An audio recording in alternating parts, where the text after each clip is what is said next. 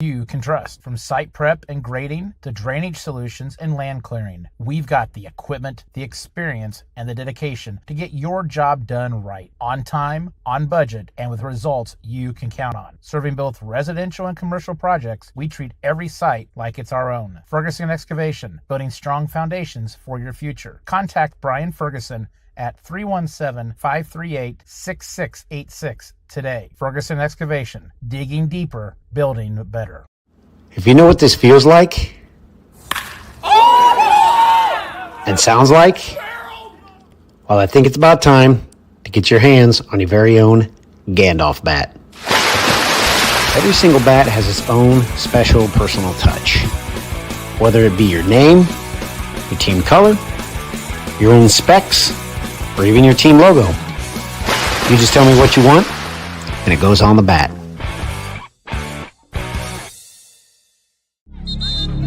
Some see a high school football stadium. We see the one place where the whole community comes together. Proud to keep education in front of athletics since 1903. Whether you're dreaming about a full home remodel, adding extra space for a growing family, upgrading your doors and windows, building the perfect deck, or customizing your home from the ground up, Flory Contracting has you covered. Backed by experience, driven by quality, and fueled by a passion for craftsmanship, the team at Flory Contracting is known for being reliable, local, and experienced. Ready to bring your vision to life? Call Chase Flory at 317-474-7826 to schedule your free consultation today. Flory Contracting, where your home is built on trust and skill. Hey sports fan, whether it's your team or a whole crew, KC Custom Apparel has you covered. From sharp business attire and tough construction gear to custom uniforms and sports apparel, KC Custom Apparel does it all. And it doesn't stop there. We make signs, banners, yard signs, bags, and more to help your brand stand out anywhere. Located in Greenwood on State Road 135, we can create your custom design or use your own, whatever fits your vision. Visit kccustomapparel.com or call 317-786-2441. KC Custom Apparel, your style, your way. Bailey and Wood, they've always done mortgages in a snap. So yeah, that's right. We're the winning team for all your home buying needs. So how do we make that process even better? We went and got ourselves a real rocket. No one gets you to the closing table faster for less. Contact Indiana's hometown mortgage lender today.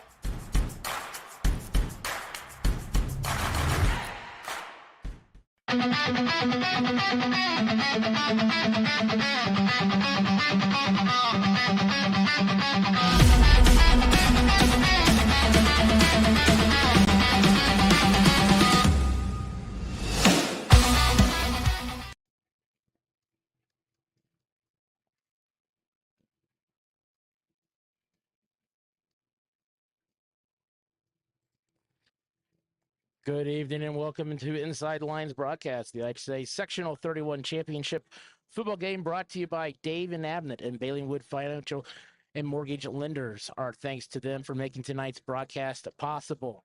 Tonight, it all comes down to this, the Sectional 31 Championship. We're live from Indian Creek, where the atmosphere is electric and two programs are moments away for battling for a sectional title. I'm Chris Wood alongside Adam Ross, and we're thrilled to have you with us tonight here on Inside the Lines Media.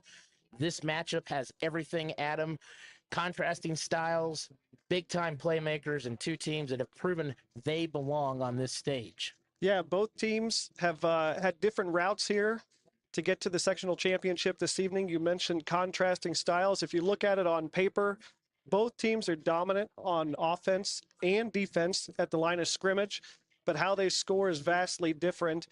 Indian Creek dominant with the run game, only throwing the ball about 14 times a night compared to about 20 plus rushing attempts, 25 plus rushing attempts per game. Where Scottsburg, they'll air it out. They will throw the ball down the field, lots of explosive plays. Well, and you look at these two teams, these are two teams that have played really well, particularly of late. Scottsburg has been really successful. They put some points up this year, Adam, that's for sure. Yeah, 34.5, just about 35 points per game this year, coming into tonight with a 9-2 record. and they've played some tough schools. They've played up in conference play this year, and have played a couple of 4A schools and had held their own. Down in that area, you've got to play some of those bigger schools. I mean, you got the Sellersburgs down there, you got the Jeffersonvilles, which that's 6A. They're not playing those kind of schools, but you got the Clarksvilles. You have a number of those different schools down in that area that you have to compete against. You list some of those schools. One of those common opponents is Madison. Yeah. That Scottsburg played the first week of the year. They won 42-0 that game. Of course, the Braves won that game last week to advance to tonight's game. Yeah, and that's the one thing that's interesting when you look at the common opponent there is both teams, the Braves and Scottsburg, have dominated Madison. And what I'm looking for tonight when it comes to Indian Creek in particular with the Braves is how are they able to run the football? They've really had success all year, but in particular these last 2 weeks, going for 240-plus yards in both games. When you look at this game tonight, beautiful weather here tonight, you've kind of laid out some of the keys in your mind. Let's go through those a little bit more detail. First standpoint from Scottsburg, kind of talk a little bit about the personnel from your research this week and what you feel like Scottsburg's keys are for their success tonight. Yeah, absolutely. So Scottsburg, like I mentioned, they will air out the football. And their quarterback, Nathan Bird, has thrown the football this year for over 2,000 yards, 276 yards, and 28 touchdowns. And he mixes it up, a little bit of play action. He can move with his feet, move the pocket around a little bit. But he looks downfield. It's not all screen passes. It's not all check downs. He's looking to move around and throw the football 20-plus yards down the field. What'll be interesting to see as well is the ability kind of on the other side here with Indian Creek. How are they able to get to the quarterback? Scottsburg has done a great job protecting Nathan Bird all season long, but in their 2 losses, they've given up 10 sacks, 5 in each of those games. And Indian Creek's got some personnel that's able to get there to the quarterback. You talk about Nathan Bird, over 2,000 yards passing this year, which is very impressive. QB rating of 119.7 for the year. To any level, that's pretty good. So can't complain too much about that. And obviously in the rushing department, Shuck, who's a senior, also has 1,433 yards. Yeah, they're explosive as a team this year. They're averaging about 373 yards per game in total. And talk about balance as well here. And this is what makes them, I think, so difficult to defend if you're Indian Creek. You know, they're just about split, kind of a 55-45 pass to run this year. And that's going to be tough to defend, I think, just the versatility that the Scottsburg's going to bring tonight. We're going to take this first commercial break here on Inside the Lines in our pregame show here. I'm Chris Wood, joined by Adam Ross. We're back here in a couple of minutes here to talk a little about the keys for Indian Creek to get the victory tonight here, the Sectional 31 championship game here on Inside the Lines broadcast. If you know what this feels like and sounds like, well, I think it's about time to get your hands on your very own Gandalf bat. Every single bat has its own special personal touch. Whether it be your name, your team color, your own specs, or even your team logo. You just tell me what you want, and it goes on the bat. Hey sports fan, whether it's your team or a whole crew, KC Custom Apparel has you covered. From sharp business attire and tough construction gear to custom uniforms and sports apparel, KC Custom Apparel does it all. And it doesn't stop there. We make signs, banners, yard signs, bags, and more to help your brand stand out anywhere. Located in Greenwood on State Road 135, we can create your custom design or use your own, whatever fits your vision. Visit kccustomapparel.com or call 317-786-2441. KC Custom Apparel, your style, your way. Whether you're dreaming about a full home remodel, adding extra space for a growing family, upgrading your doors and windows, building the perfect deck, or customizing your home from the ground up, Flory Contracting has you covered. Backed by experience, driven by quality, and fueled by a passion for craftsmanship, the team at Flory Contracting is known for being reliable, local, and experienced. Ready to bring your vision to life? Call Chase Flory at 317-474-7826 to schedule your free consultation today. Flory Contracting, where your home is built on trust and skill. When it comes to excavation, Ferguson Excavation is the team you can trust. From site prep and grading to drainage solutions and land clearing, we've got the equipment, the experience, and the dedication to get your job done right, on time, on budget, and with results you can count on. Serving both residential and commercial projects, we treat every site like it's our own. Ferguson Excavation, building strong foundations for your future. Contact Brian Ferguson at 317-538-6686 today. Ferguson Excavation, digging deeper, building better. Some see a volleyball match. We see a student athlete learning how to be poised under pressure. Proud to keep education in front of athletics since 1903. Bailey and Wood, they've always done mortgages in a snap. So yeah, that's right. We're the winning team for all your home buying needs. So how do we make that process even better? We went and got ourselves a real rocket. No one gets you to the closing table faster for less. Contact Indiana's hometown mortgage lender today.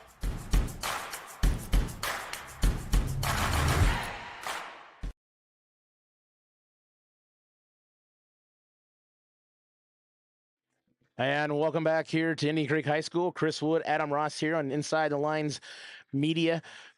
And we are here tonight thanks to Dave and Abnett and Bailey and Wood Mortgage Lenders for making it possible for us to broadcast this IHSAA 31 championship game. And also our thanks to Luke Scoble, the principal here at Indian Creek High School, and Derek Perry, the athletic director, for giving us this opportunity, as well as Scottsburg for working with us to get us stats, two deeps, and things like that in such a short turnaround, Adam, when they have their own priorities this week trying to get ready. So thank you to them as well. Adam, as we kind of turn our attention now to the Braves, and you look at the Braves schedule, we talked about they had the common opponent of Madison, and they won that game 46-7 in the sectional regional finals last week. They've also got some big wins there. They started, they're 7-3 overall. Yep. Of course, they're kind of a transition of conferences right now, 3-2, so not as many conference games this year as it will be moving forward. 5-0 at home, though. Yes, absolutely. Home game tonight. Yep. So your thoughts on what the Braves, some of those key guys, and what they have to do to be successful tonight, my friend? Yeah, absolutely. I think that this is a team, they've got a core group of good seniors on both sides of the football. They've built this thing for the last 4 years. Last year, a 5-6 record, and here they are this year sitting at 7-3. One thing I'm really interested to see is how they're able to control the ground game running the football. 29 rushing touchdowns on the year. Their quarterback is a dual threat quarterback. That's Evan Clark. He's a player that's got 1,400 passing yards and 12 touchdowns, but also 460 rushing yards and 9 touchdowns on the ground. And of course, their running back, Drew Pingleton, he's ran for over 1,400 yards as well. And so I think being able to control the line of scrimmage is important for them. They can throw the ball. They're not as adept at doing that. They don't look to do that often. And the one game that they have had to throw it for more than 150 yards against Tri-West, they did actually end up losing that football game. So I think controlling the line of scrimmage, controlling the ground game is very important tonight.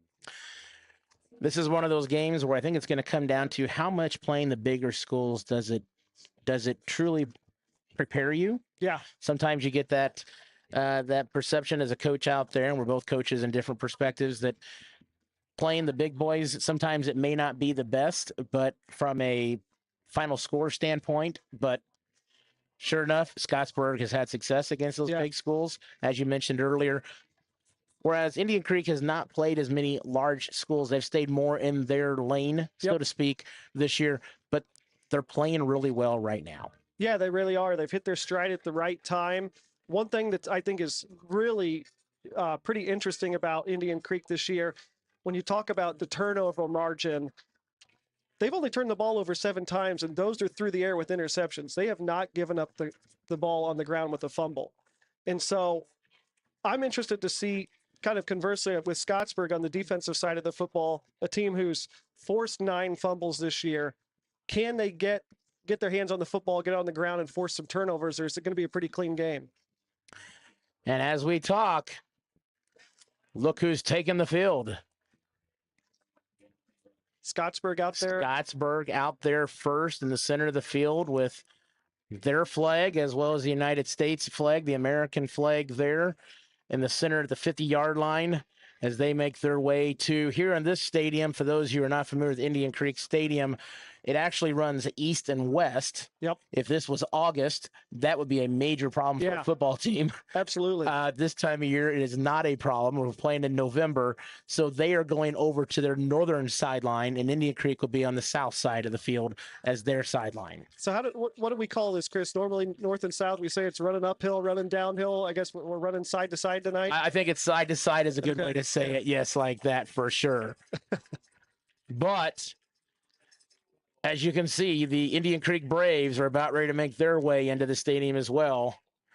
Sectional 31 championship, Adam. Yeah, I'm excited. This is a big game for both teams, pretty historic opportunities for both. Scottsburg has never won a sectional title. They've got an opportunity to, you think of the players on that team that have worked, especially the seniors that have worked so hard for 4 years, an opportunity to bring some hardware home and in the record books. And same thing with Indian Creek. It's been a while since 2011, yeah. Yeah. So big opportunities. Those seniors, 2011, some of them weren't even in kindergarten at that point in time. Let's put this in perspective. I was talking to one of the Indian Creek students earlier who's helping us out tonight with the camera upstairs, and I said that I'd been at Whiteland teaching and coaching prior and started there working with colleagues there in 2007. Yeah. And she said, that's the year I was born. So for these kids, as you just mentioned, they're 4 years old. Yeah. The last time these kids, and they don't remember this. So for those seniors, this is a very special opportunity for the fans. Very special. I never like to hear those references of when kids say they were born these days. It makes me feel incredibly old. And here's Indian Creek. They've taken the field, heading to their south sideline. So real quick here before we start this broadcast, I want to thank our supporters of Inside the Lines broadcast this year. Ferguson Excavation for being the Inside the Lines media broadcast sponsor for all of our broadcasts throughout the entire year from August all the way through the summer. Gandalf Bats, who's the sponsor of the scoreboard. Check them out. If you need a customized bat, they will do that for you. Flory Contracting, the sponsor of all timeouts during this broadcast.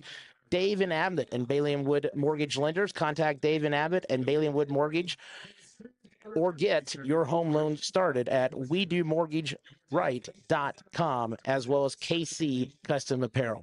We're going to pause. We're going to stay live, but we're going to pause as we pay tribute to America here on Inside the Lines Media Network. On behalf of the 412 member schools of the Indiana High School Athletic Association, we now ask that all veterans and active duty service personnel in attendance please rise and accept our sincere thanks and recognition for your service to our country.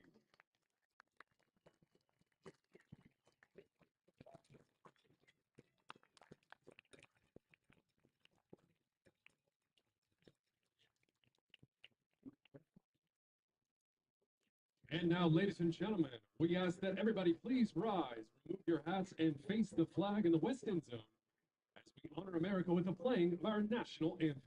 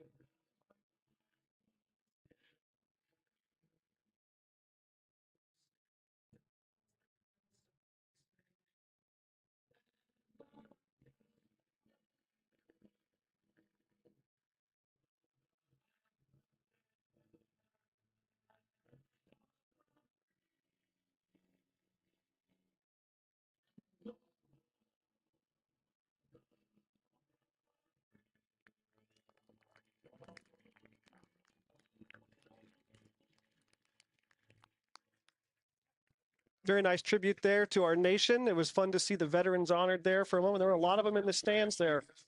We are just about ready for kickoff.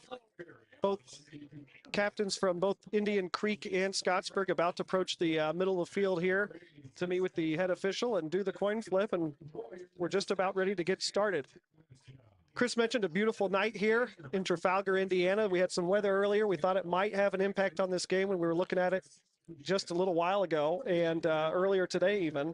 And we're going to in for a dry night. I was looking at the forecast like on Tuesday, getting in panic mode and trying to figure out, okay, what am I going to need for the camera? Because they're talking about 90% rain. They're talking about 40-mile-per-hour winds. They're talking about temperatures dropping. All those things are supposed to happen, but they have been pushed back over time, or they've kind of split up into different side sections. 7-mile-per-hour wind is what we have right now, about 58 Beautiful. degrees outside. And the best thing is we are playing in November. Yeah, absolutely.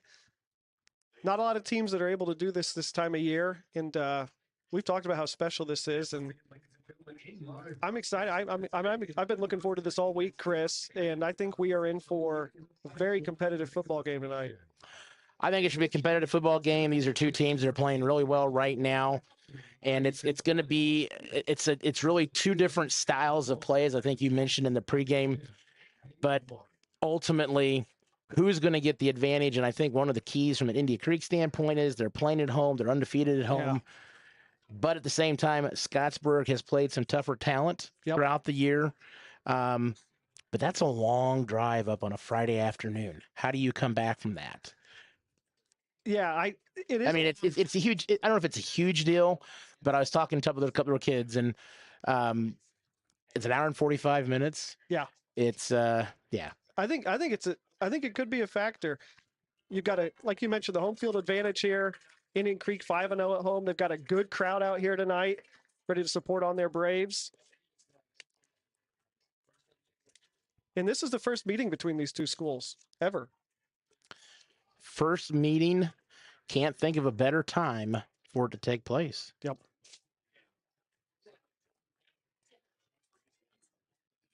We are all set here, ready for the kickoff. Scottsburg will kick off. Indian Creek set to receive.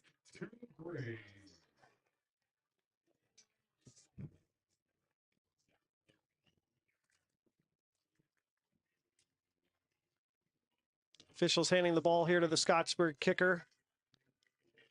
About to get started. Tucker Dorio set to set it away.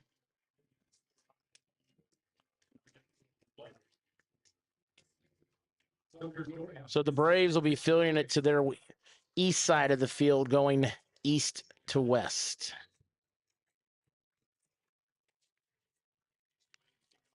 Kind of a little quiet pause here. I think there's a lot of anxious fans ready to see what happens. Yeah, it's pretty good attendance. Scottsburg has brought a great following up here from I-65 to 31 to 252. Kickoff received about the 20-yard line. Breaking some tackles, and he gets all the way out to about the 45-yard line. So great field position to start here for Indian Creek. Yeah, nice job by Reese Shand with that return there for Indian Creek. Defensively, Scottsburg plays a lot of a 4-3 defense, pretty traditional. Something that will be interesting to see when Scottsburg takes the field is Indian Creek's kind of a 5-man front defense they run often, and see what kind of impacts that has. But Indian Creek here on offense, let's get started. These are two big size offensive and defensive lines for 3A. I was noticing that when they were walking on the field earlier in pregame. Ball is snapped from the shotgun. Overthrown, pass intended for the receiver, Hunter Worley.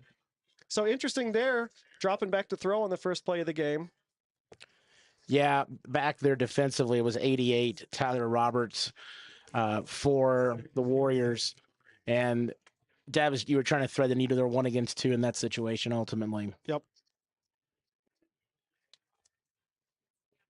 Second down, 10 yards to go here. Indian Creek breaks the huddle now. Evan Clark still in the shotgun. He's got Drew Pingleton next to him to his left. Wide receivers spread wide on either side. Give up the middle. Pingleton with a nice run. He's going to pick up, it looks like, about 7 or 8 yards here. Yeah, nice job by that left side of the offensive line to get a nice push there. And like you said, it's going to be a 3rd and 3, it looks like. Kind of an early matchup of something we talked about. Who's going to control this line of scrimmage? We'll see if Indian Creek sticks with the run here. Tries another give up the middle to Pingleton. Clark will stay in the shotgun. This will be a formation we see often with trips to the right. Clark does operate out of the shotgun quite often. Play action. And Clark. Nice. Oh, big gain and more. What a find. He's got room on the right-hand side of the field. And he's down right about the 22, 23-yard line. Great read there by Evan Clark because he went straight up the middle. Yep. Then the defense pursued right up there and just made a nice juke to his right and got an extra about 7 or 8 yards. Yeah, it's kind of fun to see the RPO take over a little bit of high school football here.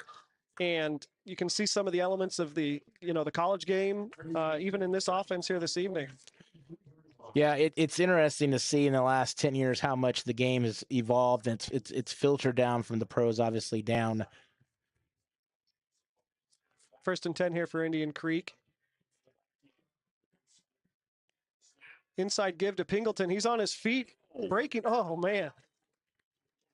Good hard run. I thought he had lost the ball there for a second, but he didn't. But, yeah, Pingleton just reached out there and got about 4, almost 5 yards, it looks like, basically put it down his knee. So Indian Creek here, we're about 2 minutes into the game, and they've moved the ball about 40 yards already here. So good, long offensive drive here. They spotted at the 20. It'll be 2nd down, 6 yards to go. 2 receivers out to the left. Inside give. There goes Pingleton. He's around the outside now. Good gang tackling there. Yeah, really nice job by Garrett Bowling for Scottsburg, the senior, reading that and coming up there and limited just about 2 yards. And they really did a pretty good job, Scottsburg, of sealing that far right side anyway, but Bowling took care of business. Yeah, a lot of white shirts collapsing there on Pingleton. Indian Creek breaks the huddle now. Big 3rd down here. You got to get some points here. Yeah. 3rd and 3 at the 17.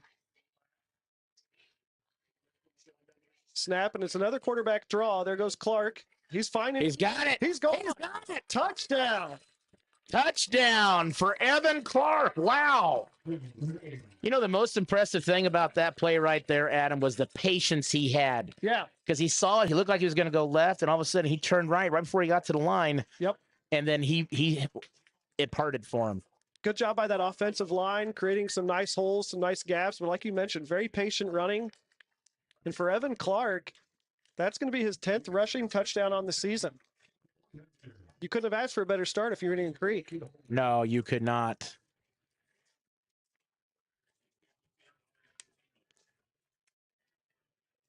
Kick is up, and it's good. So Indian Creek with 9:04 on the clock in the first quarter takes a 7-0 lead over Scottsburg. 2 third-down conversions on that drive, too. 2 third-down conversions. I think both of them were 3rd and 3, 3rd and 4. Yep. So they were short. I think both of them also were quarterback keepers. Yeah. So it's kind of interesting to see. Obviously, those things work better, but is that something that Scottsburg is able to kind of see as their tendencies as this game goes on? Yep. But still a great job by Clark being so patient on both of those 3rd down runs, and both of them were big runs. Yeah. One thing that's really interesting to see, too, is, we talked a little bit about common opponents and kind of Scottsburg playing some of the bigger boys, some of the tougher teams. At least on paper, that's what it looks like.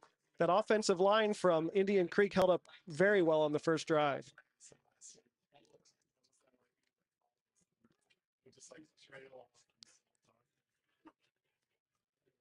So Indian Creek set to kick the ball away here. Jacob Gummerson will send it deep.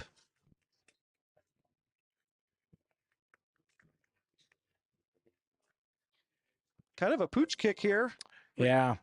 Picked up at the 25 and tackled down right about the 35-yard line. Return was by Pinto Herrera for Scottsburg. I didn't catch who had the nice tackle there for Indian Creek, but the run back was by Pinto Herrera for Scottsburg. So here we go. Let's see if Scottsburg can answer. I think it's obviously very early in the game, but pretty important drive. You want to set a good tone here coming out and at least try to get some points on the board. You're on the road. The home team has scored right off the bat, and you need points. Yep. Handoff here early, goes to the left side of the field, only picks up about 3 yards. Nice job by Landon Shuck there on the run, correct? On Shuck on the run there. Nice job by Indian Creek, rotating over and limiting that 3 yards right off the bat there. So 2nd and 7 coming up here. They're going to say 2nd and 6 officially. It looks more like 2nd and 7. I was going to say, yeah. I do love the LED down markers, though. Yeah. Oh, yeah. Drop back, throw to the right side of the field.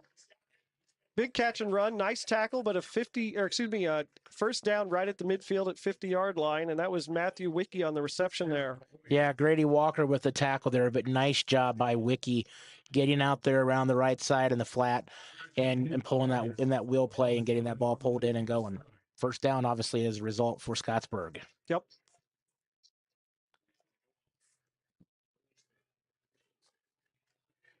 Scottsburg at the line of scrimmage now. They got the play call from the sideline. 3 receivers set to the left. And there's a handoff, inside give.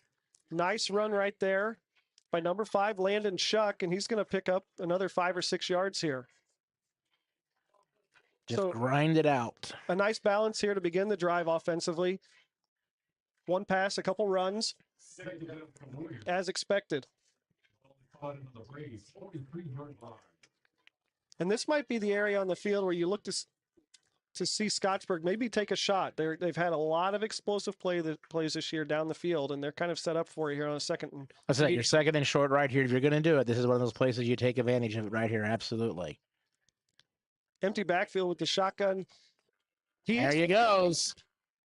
Oh, a lot of contact. I don't see a flag, though. There was a lot of handsy down there on that one. Nice route there by Garrett Bowling for Scottsburg. And,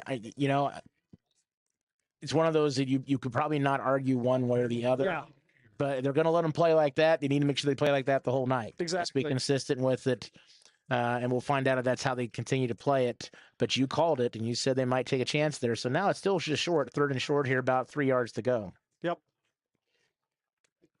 It looks like we're going to have 3 wide receivers out there, 2 to the left, 1 on the near right sideline. And the quarterback, Nathan Bird, in the shotgun once again. Inside give. There goes Shuck. He is right at the first down. I think you got it. Yeah. Unless they're going to say his knee got down before he landed in the front half. So that's about a yard short. Yep. Just less than a yard, maybe. 4th down, big play right here.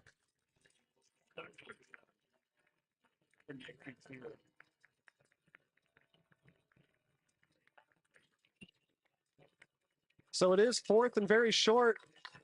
Quarterback under center, and it's a sneak up the middle. There's a Indian Creek. They think that they got the stop, but the officials are coming in. It's going to be a very close mark here. First down, Scottsburg. They did get it. Not by much, though. Good push from the Scottsburg offensive line. Sets up a 1st and 10 from the 40.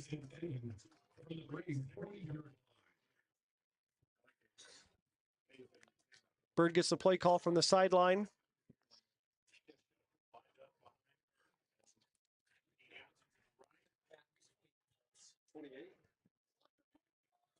Bird in the shotgun. He's got Shuck right behind him here.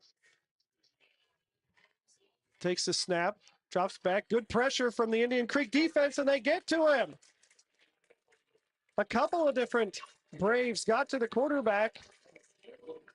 And that's one of the things that we're wondering, who's going to control this line of scrimmage. And a good start here from Indian Creek on this drive to get a first possession sack. 2nd down and 14 yards to go. Shuck looking at the sideline, getting the play call here. Indian Creek lined up, 3 down. The linebacker split to the left here and kind of that 3-4 defensive setup. Here comes the snap. Drops back, a little screen pass, but is dropped by Shuck, and it's going to set up 3rd and long for for Scottsburg. So the Braves do a good job of not falling victim for the screen pass, and helped out obviously by the drop pass by Shuck. 3rd and 14. We'll see if Indian Creek brings a little pressure here this time. 2 wideouts to the left, 2 to the right here in the shotgun setup.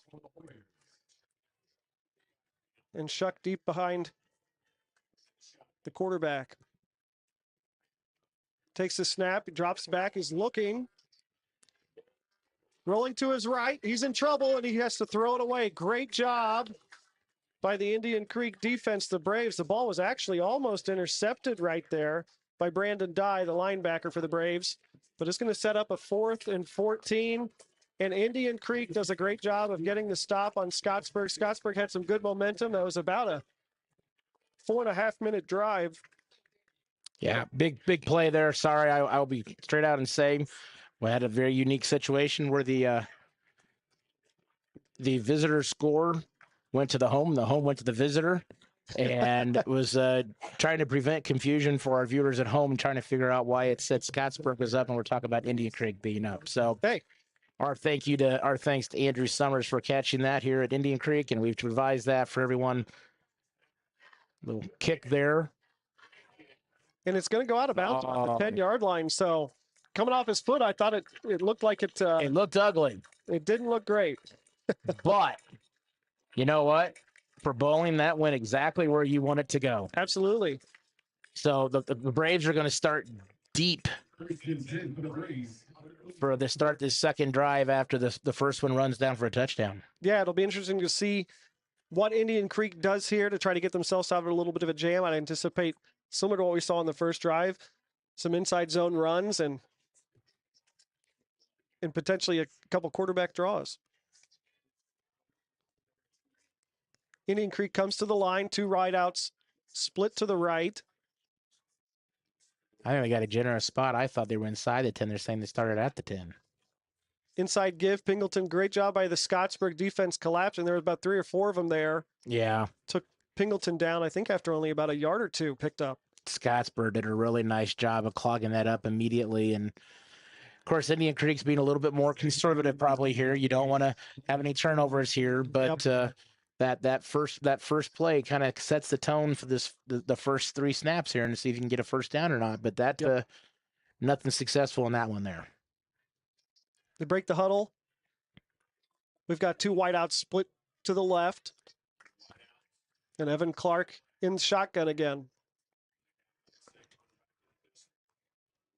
Inside draw. Here goes Clark again. Oh. He's got big room.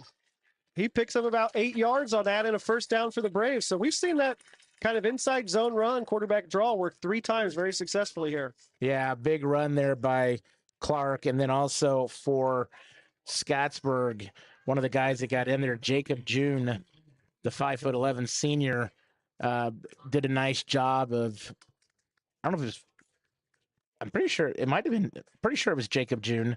It's identified as being a wide receiver, but I thought he did a nice job of saving that from going any farther. He wrapped his legs really well there and stopped it. But as we said, that first 3 steps are important. Now it's first and down. You got a little room here. Clark, play action, moves the pocket a little bit. He's looking deep. He's going to receive it. He's got him. He's got it. Touchdown, Indian Creek. That was Jackson Ramey on the reception there. Great play action. And what a ball by Clark, right on the money. That's an 80-yard touchdown pass by Evan Clark. For Jackson Ramey, he's been their leading receiver this year. 676 yards and 6 touchdowns. Let's make it 7 touchdowns now. And Indian Creek, explosive.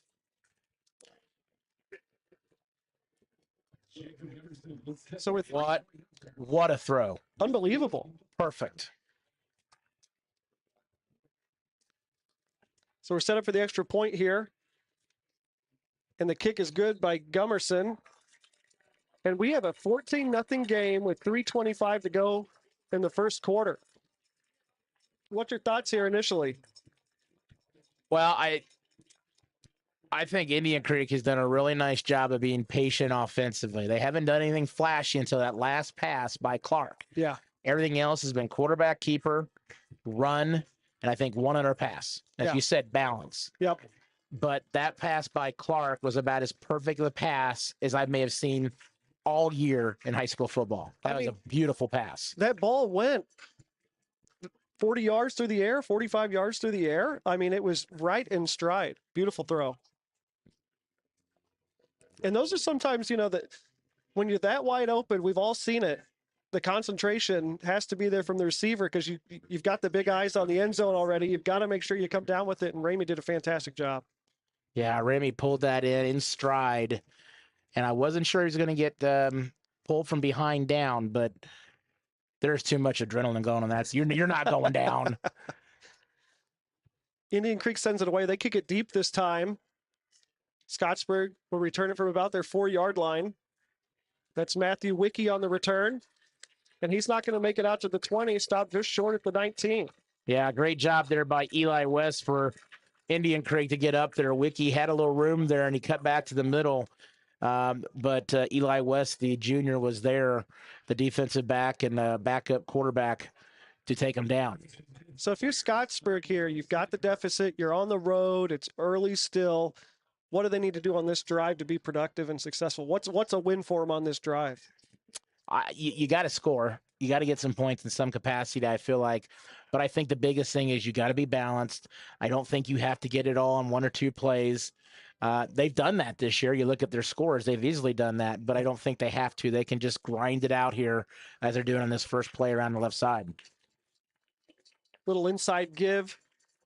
It's a pickup of, I think he's right down at the line of scrimmage. Maybe even lost a couple feet. Yeah, there. they're not moving that down marker light thing. So I'm going to say that they're just outside of it. So technically 2nd and 10 and a half. Yeah. Scottsburg's out of it. Lines up with 4 wide receivers, 2 split either side, and a running back there in the pistol formation here. I like the pistol formation. It's kind of the hybrid quarterback shotgun position. Nice job being deflected there. I believe that was Paxton Zolman who got in there and got his hands up on that one. Brings back nightmares of the Colts this past weekend. Oh, my goodness. I'm hoping that's just a 1-week aberration. Speaking of the Indianapolis Colts, our thanks to the Indianapolis Colts for sponsoring IHSAA tournament play for the entire state of Indiana. How about that segue? I love that. And that's not even on the script. It is not on the script, yeah. Right off the dome. 3rd and long here. Scottsburg takes a snap. They're looking to the, oh my, was that picked off? Almost picked off. He should have had it. I'm trying to see that's on the far side. Was it 2? I think it's, Zach. I think it was number Zach 2. Short? Or Reese Shand. Reese Shand, it looks like it was almost had an interception there. Reese Shand, nice job by him. He couldn't pull it in, but it's 4th down, and everything you did not want to do, if you're Scottsburg, you're having to punt after a 4 and out here. Yeah. 3 plays and punting. And Doriot's got to be careful here. That's does a great away. punt. Nice. It's a great punt. Since, I was thinking, this is an opportunity here for Indian Creek. They might be set up with plus field position, but they're going to have to go from about their own 39-yard line here. So great job by Doriot to get Scottsburg out of a little bit of a jam there and flip the field. Yeah, it's been a quick first quarter, even though we've had a pretty balance between air and ground. We're still down at 2:24 here on the Gandalf Bats scoreboard, but it's gone pretty quick. 1st down and 10 for Indian Creek. 2 wide receivers split to the left. Clark in the shotgun.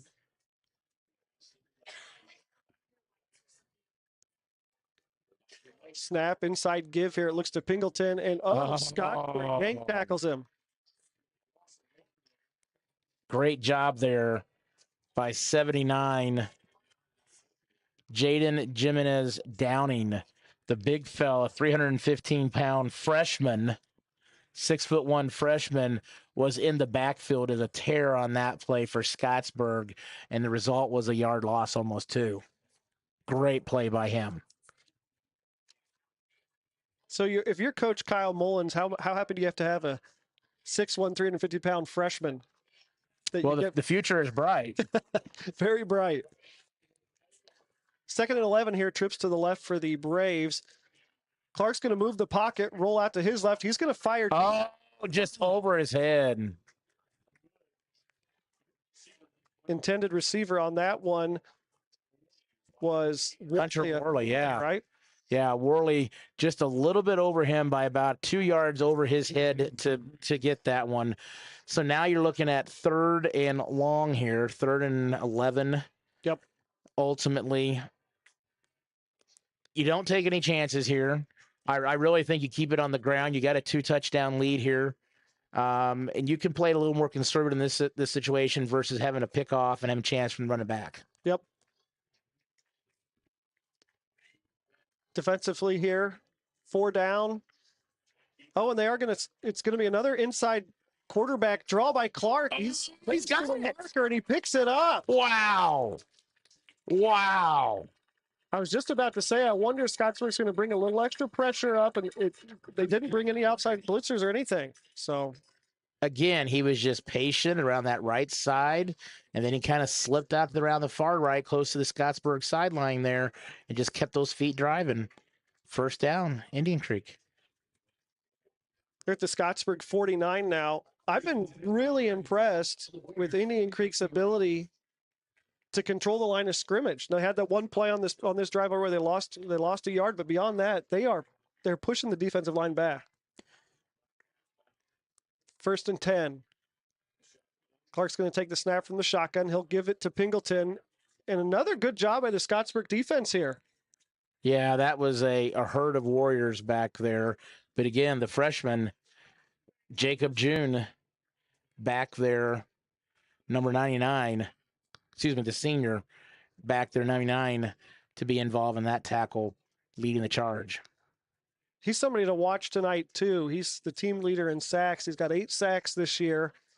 Not sure many opportunities we'll see for June to get back there for a sack, but obviously an impact against the run here as well on this drive. 2nd and 11 for the Braves. Clark again in the shotgun, wide receiver split wide, and we have a timeout, Indian Creek. With 43.7 seconds left in the first quarter, it's the Braves 14, the Scottsburg Warriors nothing. Bailey and Wood, they've always done mortgages in a snap. So yeah, that's right. We're the winning team for all your home buying needs. So how do we make that process even better? We went and got ourselves a real rocket. No one gets you to the closing table faster for less. Contact Indiana's hometown mortgage lender today.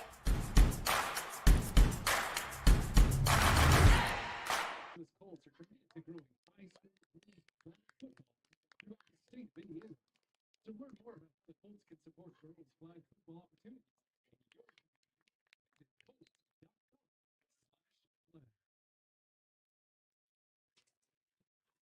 Coming back from the timeout now here. Just to recap here, we've got Indian Creek with 2 nice drives, long drives. That's how we've ended up at 14-0 here near the end of the first quarter. Just called their first timeout of the night here, trying to look over this a little bit here. Coach Gooden did to figure out how he wants to handle this. 2nd and 11. Little trickery, a reverse. Lots of running room. There's Clark out there looking for a block. Wow. Worley is going to go all the way. Did he get in, or are they marking him a touchdown? What a play. I thought he might have been down around the 10 and stumbled, but he kept it and got all the way in. Touchdown for Hunter Worley and Indian Creek all of a sudden in the first quarter up 20-0. Yeah. I'll just say it. I was not expecting this. 21-0 at the first. It's we know both teams are explosive offensively, but this has been a very impressive 2 50-plus yards or 45-plus yard touchdowns here from Indian Creek in the first quarter. And we'll talk a little bit more here in a second here. We're also approaching the end of the quarter with 28.5 seconds left here. And the kick is good by Gummerson. So 21-0, Indian Creek. 21-0. And if you're Scottsburg, this is me as a coach. I am not panicking. Yeah. Your defense has played well, except for 3 plays. Yeah. That's really what it is. Yeah. You've had good pressure in the backfield more often than not, but you've also collapsed in a couple, and you got beat down the field on an 80-yard touchdown. You take the 80-yard touchdown throw, which was a beautiful throw and catch, one of the best I've seen all year. You take that out of the equation, you've done your job more than half the time. Yeah. The problem is those 2 times on top of that have been big plays on third down that have led to this 21-0 score right now. So, Coach Mullins, you're okay. Yeah. But you've got to step it up defensively and not let this continue to happen. You've also got to get some points going into halftime. Yeah, absolutely. You've got to get at least 10 to 14 points, I think.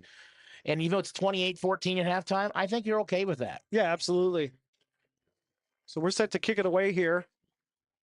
Gummerson's going to send it deep. Scottsburg will return it from their own 6-yard line out towards the sideline and taken down right about the 21. Call it looks like about the 23 is where they're going to mark this. And for our fans out there, the clock shows a hold number only on our scoreboard. It's technically 23.7. So there is just under a second difference between what you see in the scoreboard and actual live play here. So you never know how that's going to come out to play in a situation like this. So interested to see here if Scottsburg can get a drive going, start to get some first downs, build some confidence. And to your point, they've really got to find a way to get some points on the board here before the half. Nathan Bird from the pistol. He will give it to Shuck, and Shuck with a lot of run. Here's what you got to do if you're Shuck. That's a huge run. The clock will stop here, and it's not like it's halftime where you got to rush up there and got 20 seconds left. Yep. Clock's just going to keep running here. You're at 17 seconds.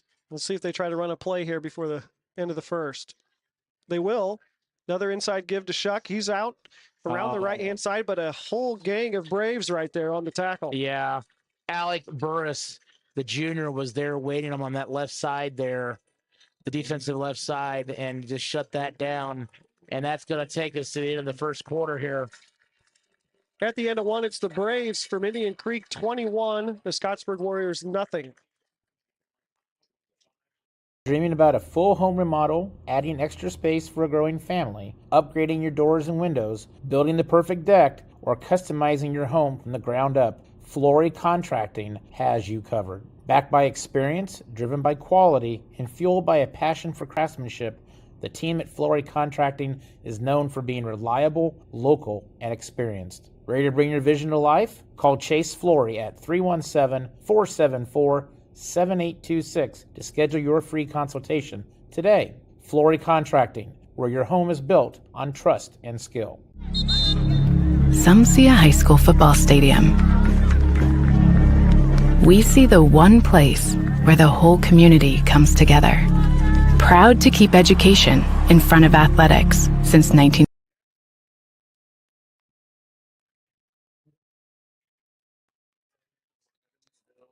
So we're back with the start of the second quarter. The teams have flipped sides. Scottsburg takes the snap, another inside give to Shuck, and he's down right about the line of scrimmage.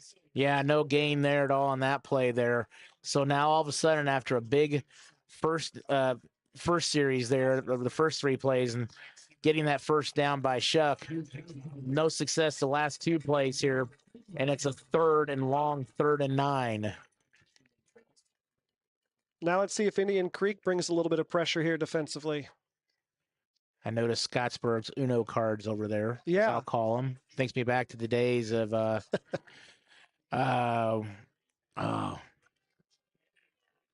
of the backfield, a little screen pass to Shuck. He's along the sideline, close to the first down marker, but he's going to be short about 1.5 yards, maybe 2.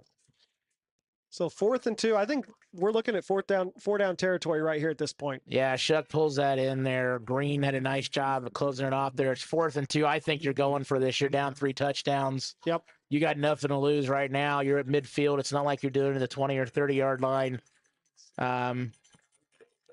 You played better of this series. Yep. 2 wide receivers out. I'm going to the right. left side. Yep. Because it looks strong to the right. I'm going left side. I'm going weak. And timeout. I believe Scottsburg. They're going to talk about it here and see what they want to do. So we'll keep it here in this timeout. It's sponsored by Flory Contracting, as they sponsor all timeouts throughout the year. But this is a critical. I mean, this is like the Mr. Obvious statement of the night. But you're down 21-0. You're 4th and 2 at the 48-yard line. Your own 48. You've got to get this first down. Yeah, and they've got the players to do it. We've talked a little bit in the pregame, kind of just about how successful their offense has been, how dominant their offense has been throughout the year. And so, I think if you're Scottsburg, I know you've probably got a little bit of shock right now. You're down 21-0 at the quarter, but you've got to, as you mentioned, remain patient, remain calm, lean on your experience, what you've done and your success you've done this year. And this is a good opportunity on 4th down to kind of reset. You're 9-2 for a reason. Yeah. And it's a successful 9-2, obviously, with some huge wins. You've got to stay with who you are, be true to yourself here. And this is something that Coach Mullins probably does frequently. Yep. So they come out in the same formation here. Ball is snapped. They do give it to Shuck. He heads towards the right side. He got it. Nice. Yeah, he just went up just between the guard and the tackle on that right side there, lowered his shoulder, and Shuck took care of business on that one for a big, and I think it's fair to say, critical first down. Yeah. And that's not just a critical first down to keep your drive alive and have a chance when you're down 21-0. That's a huge first down also from a momentum, confidence standpoint to get that adrenaline going a little bit. So now you're rolling a little bit here. See if you can capitalize again here. Another series of downs here. Drops back to throw, looks to his right, and the ball is caught. That's going to be caught by number 9. That's Garrett Bowling on the catch. Yeah, it looked like Riley Hayden there at the tackle for Indian Creek, gained almost 5 on the play. And I'd call it 2nd and 5. It's 5.5 probably. Bowling's been a favorite target of Birds all year. He's just under 1,000 yards receiving on the season. So that's incredible for high school. It really is. 16 touchdowns. Yeah. That's not even to mention him on the defensive side of the ball. We'll get to that on their next series. Ball is snapped. Another give to Shuck up the middle. Nice productive run here. Still pushing. He's going to be down just inside the first down marker. That offensive line is starting to get a nice push on Indian Creek. And we kind of expected, you look at the size of that O-line compared to the D-line of Indian Creek, they definitely have an advantage on the offensive side. And there's passes involved, but they're getting a push no matter if it's protection or if it's driving for the gaps for the running back. Yeah, absolutely. 3rd down and short here.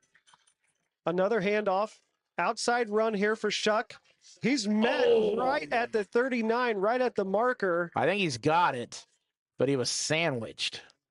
Those are 2 powerful runs on that previous 4th down and that 3rd down, putting it on the line to pick up the first. Grayson Green was there for Indian Creek, but Shuck, he knew it was going to happen, and he just lowered his shoulder, and he took care of business like you should. That was impressive. Again, another first down, just churning them out right now. That's the 3rd one of this drive. This is a good long drive. Yeah, sustained, got some momentum building. See if Scottsburg can capitalize here. 1st and 10, ball is snapped. Another give to Shuck, trying to establish the ground game. This time, Indian Creek. Yeah. 3 of them there at the line of scrimmage. Yeah, the big fella, number 55, Riley Davis, the 6'3", 250 linebacker, takes the care of business right there. I'm pretty sure he's a linebacker. He might be on the line, honestly. I've got my 2 deep here.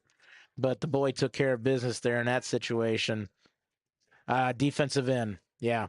Left defensive end there. He took care of business on that one, and some guys just kind of helped him out, but he was the guy who drove that back for a loss of 1.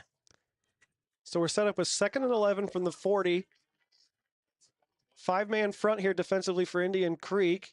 Scottsburg takes the snap, and he's looking deep. He's going to, nobody's there though. Overthrew the receiver. Looked like, who was that? Number 7? That was Janer Pinto Herrera. Yeah, Pinto Herrera was just going down that sideline. I'm trying to see defensively who that was for Indian Creek. 29? I'm trying to see the 29 or 28, maybe. It's hard to see from that angle. 28. Yeah, 28. Nice job there by Jackson Green to stretch that out and be just close enough with that ball overthrown to just kind of prevent that from going. So 3rd and 11 now. Got to be a productive down here. They give it to Shuck, and he's only going to pick up a yard, get back to the original line of scrimmage. So now decision time here. Nah, you're Maybe going. no There's decision, no decision. right? You're going for it. I mean, you go for it 4th and 2 in your own 48-yard line.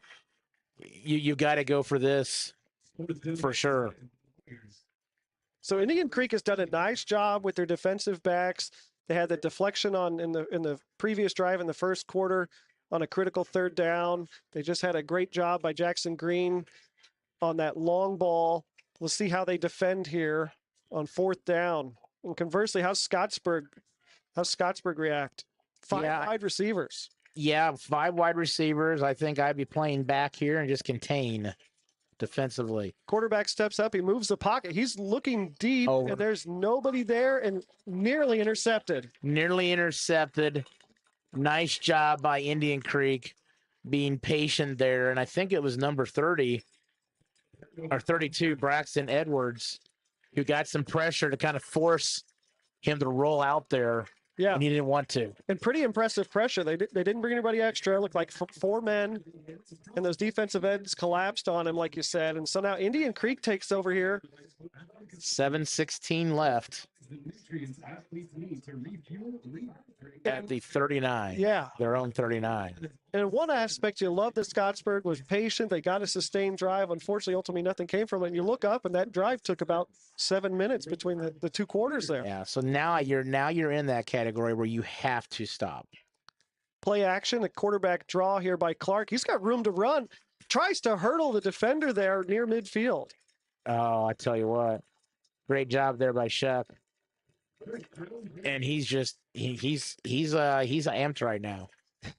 And they're going to give him the first down on the spot. They mark it right at midfield. You know, the most impressive thing so far is this has also been a very well and clean played game. There's no penalties I can recall yet to this point. But that's a testament to 2 teams are playing in a sectional championship. Yeah, absolutely.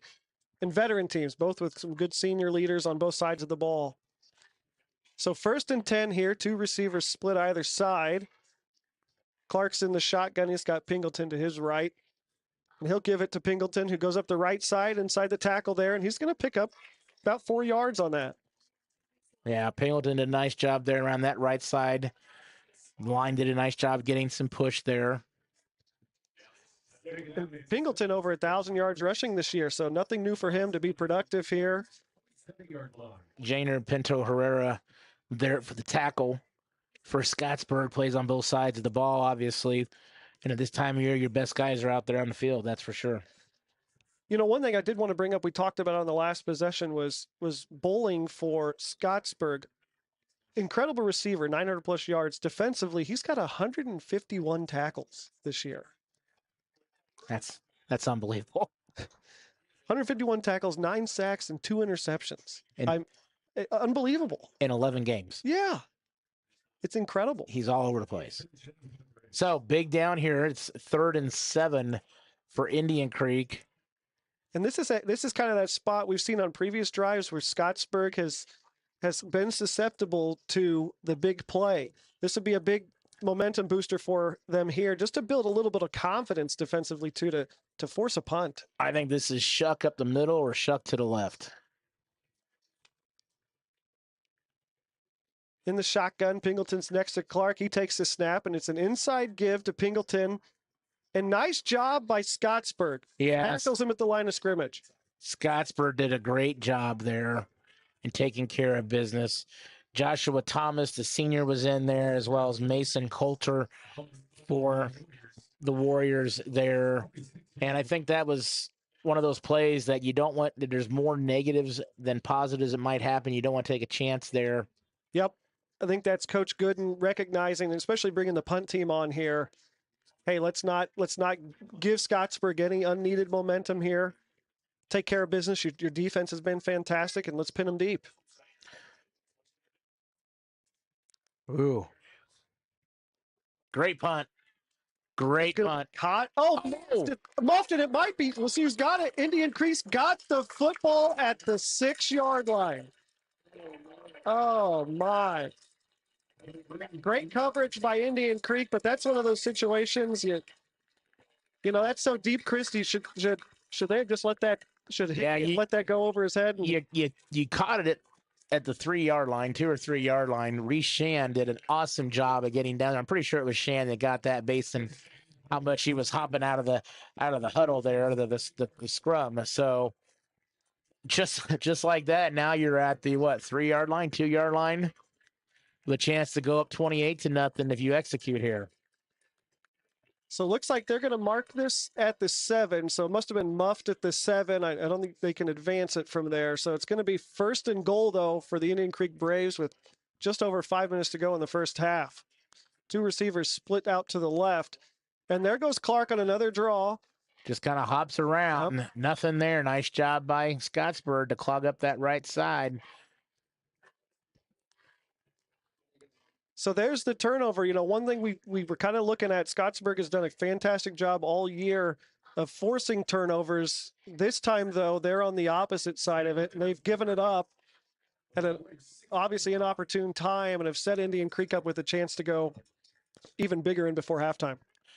Yeah, if you and I would have been talking in the pregame or earlier today, we would not be in any way thinking this would be a 21-28-0 potential halftime. Yeah. Difference. So trip receivers split to the left. Clark will take the snap. He rolls to his right. He's looking in the back of the end zone, and that is caught for a touchdown. Oh. Number 30 there on the reception. Yeah. That's going to be, was it 30? I apologize. The number. Yeah, I got to look and make sure I verify it. So Indian Creek, great little play. They moved the pocket there. Clark did, and he found his receiver in the back of the end zone. And Indian Creek, just like that, is an extra point away from a 28-point lead, with 5 minutes to go. 4:14 to go in the first half. Yeah, that was Abe Woodley, number 30. Abe Woodley that had that catch there for the touchdown, and what a great play by him.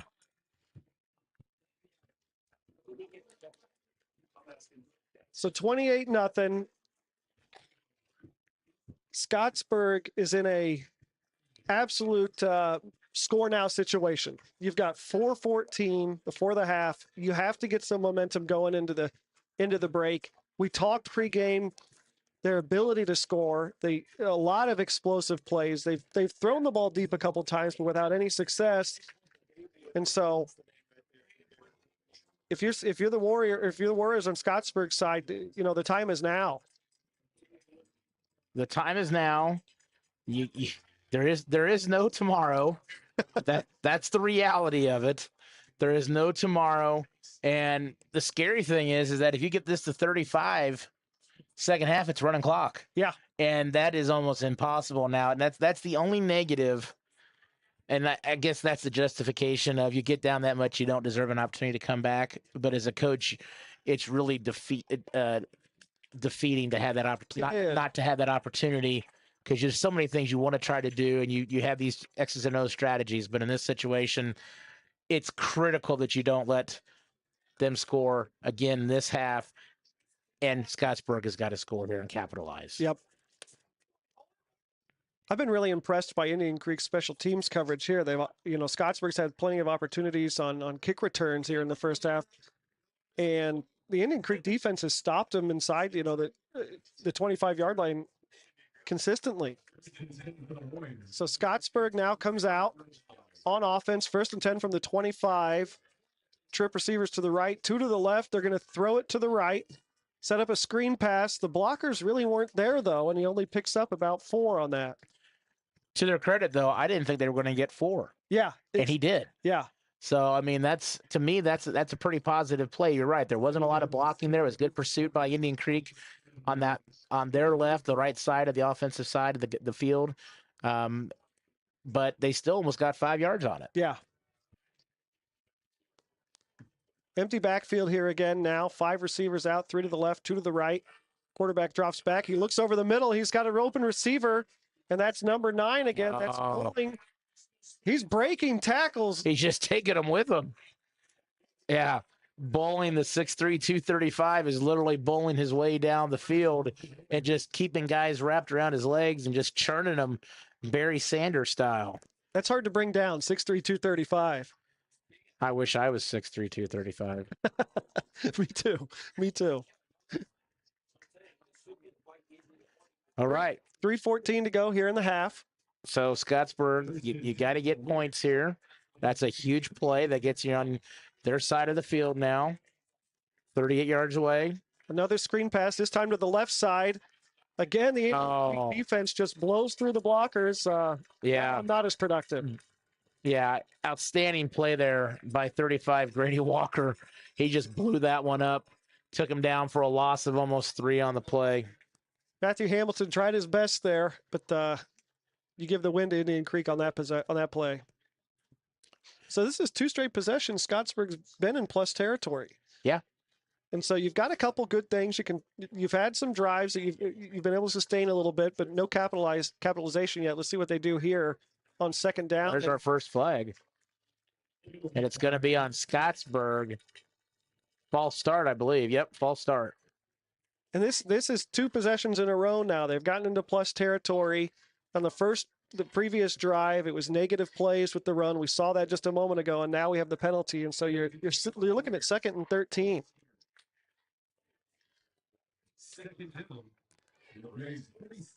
Empty backfield here for Scottsburg. Good protection, drops back, throws to it right. There's Bowling again. Oh, Bowling got it and gained almost half of it back, which is great, but he also slipped in the turf, and he probably could have gotten there 2 or 3 yards. So instead of being 3rd and about 5, it's 3rd and 8-ish and 9. 3rd and 9, it looks like. This is obviously 2 down territory. Yep. And give some credit to Nathan Bird out here too. He's got the big deficit, but he looks calm and poised on his dropbacks. He's not rushing. He's not impatient, and he's moving the ball here right now. He takes the snap, an empty backfield. He's going to run to his right. He's going to take off, and he's going to pick up 4 or 5 yards. Yeah, they're about 4.5 yards. He split it in half on that 4th down coming up here. And very candidly, I mean, you're looking at 134. I don't know if Indian Creek's going to get a chance to, if they do stop and get down all the way to the field for a touchdown. But this is a big play for both teams here. It really is. Drops back. He's going to throw to the left sideline. The ball is caught. He's and got it's it. going to be a He's first got it. down. Great job. And he gets out of bounds right about the 21-yard line. Yeah, nice job by Matthew Hamilton there for Scottsburg. Alec Burris there for Indian Creek, the junior, to wrap him up, but not before he got the first down. But clock stops. First down, minute 26, plenty of time. Best thing you can do if you're Scottsburg here is get into the end zone with about 20 seconds left on the clock. Can't have any penalties, though. Yeah, you can't have any penalties here in this situation and shoot yourself in the foot and have to have extra yards. Empty backfield here now. Bird drops back. Good protection again. Only 3 rushers, and he goes end zone, and it's caught. Touchdown. Wow. Touchdown there. Matthew Wicki. Yeah, Wicki with that 21-yard touchdown pass. Impressive. So interesting here. We saw the first couple possessions. Scottsburg tried to be as balanced as they could offensively, right? Pass and run. This possession here, I think it was all pass plays all through the air. And they find a way to get on the board right before the half. So just like that's a momentum changer. I mean, it is. If you're Scottsburg, you go in the locker room here. If you can hold them here, it's good. It's low, but it's good. But Indian Creek, except for the one pass by Evan Clark for 80 yards, it's all on the ground. Yep. It's been patient. You have 2 timeouts. So you have the time, but you also don't want to make any mistakes right here. Yeah. Yeah, it'll be interesting to see. We'll probably have an idea of what they're going to do here, or what the coach has in mind on this first down play. If they want to just kind of run the clock down and go to the half up 21. But really fantastic drive by Scottsburg there. Overcame, a negative play on first down, a penalty on second down, a fourth down conversion, and then an explosive 21-yard touchdown pass.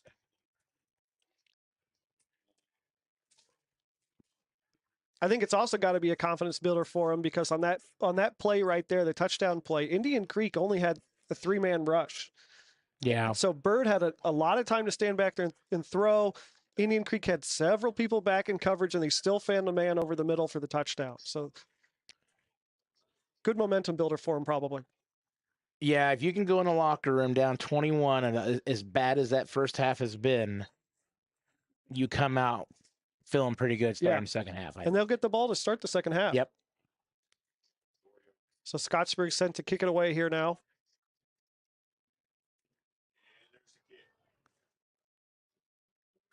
And it's going to be picked up.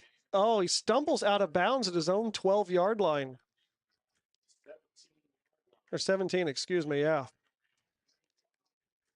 So interesting there. He looked like he let it bounce, tried to see if it was going to go out of bounds, draw the flag, and ends up only getting about a yard on the return. So Indian Creek 1st and 10, 1:19 to go in the half, up 28-7. Chris, as you alluded to, very patient offensively. Patient, but very productive. And that's what they've been. It's balanced and patient the entire year. So first down, 2 receivers out to the left. You get points, it's icing on the cake, but you cannot have a turnover here. And they give it off. Oh, he got tripped. Yeah. Pingleton had a little room to run there, but taken down after a short gain, about 3 yards. Yeah, if he doesn't get tripped there, however he goes down, stumbles over somebody's foot, whatever it is, he's probably going to 10, 15 yards. And then you are talking about a chance potentially to score and call some timeouts. But right now, coach is just going to grind it out here, not call any timeouts, no turnovers here, and go to the locker room. Another give inside. Pingleton doesn't get much. So 44 seconds. If you're Scottsburg, you're going to take a timeout? Well, that's just what I was thinking is, here you go. You got him pinned deep off that initial kickoff. You only had 2 timeouts, though, so you had to save it after the second down. Now going to third, you have 1 more. You're going to force a punt here. You got to figure that Indian Creek is going to keep the ball on the ground here. Yeah. It's going to be a 3rd and 6. They're going to have 1 more timeout left after this. So they still have the opportunity to call if they run it, which I assume Indian Creek is going to do. And in this situation, if you are able to hold them here, Indian Creek is going to have to punt it. You're probably going to have around 32, 33 seconds if you get the whistle timeout immediately. And then you never know. I mean, as bad as it has been the first quarter and a half, Scottsburg is finding their groove. Yeah, these last 5 minutes have been impressive. Now we've seen the quarterback Clark here on a draw 3 or 4 times in this kind of third and medium situation. So let's see what the Braves do here. 41 seconds to go. 3rd and 3. Clark takes the snap. Oh, ball's on the ground. The ball is on the ground. I believe it was recovered by Indian Creek, though. That's like the heart attack waiting to happen if you're Coach Gooden. Yep. For Scottsburg, you're excited that opportunity is there. You call your last time out. You stop that clock. 33 seconds on it. Yeah, I was. Buy a lottery ticket on your way home. I buy a lottery ticket and tell my wife that I was right for once. 33 seconds left here. We'll see what happens. But you put yourself, if you're Scottsburg, you've put yourself in the position with an offense that can be very powerful. Yep. Because if you punt this, you're probably looking at getting the ball somewhere in that, 20 to 35 range? Yeah. If he shanks it closer than that, I mean, that's a lot of time. Yeah. Clock stops on first downs. Yep, exactly right. You're probably looking at about, if you manage this right, you're probably looking at about 5 plays. And you've got a quarterback who's had a lot of success with deep ball throws all season long. So I don't think it's out of the question that they put a few more points on the board here. Certainly, they're going to try to take the opportunity of it. Scottsburg also got some pretty good pressure in their last punt. They're going to come after him this time. Oh, that's short. Kick. That is short. And that's going to go out about of the bounds. 40-yard line of Indian Creek. Officials walking it back. Where's he going to mark it at here? About 36. So, if you're Scottsburg, I'm jumping up and down right now. Like, okay, let's go get it.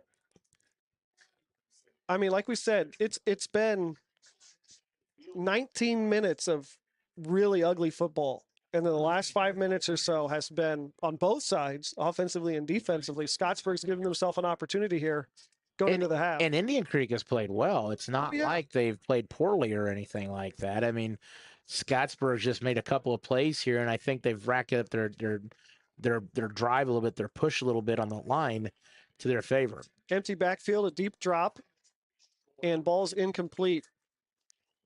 Almost better it's incomplete there. That was a no man's land, middle of the field. If that's caught, clock still runs. You got to hurry up and spike it. You're right. You're down to just to 2 downs in that situation. Still got 24 seconds exactly.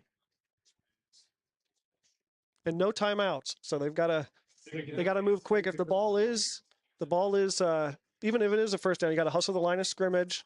But if it's short of the line of scrimmage and they're still in bounds, or short of the first down, got to hustle up. Empty backfield, 2nd and 10.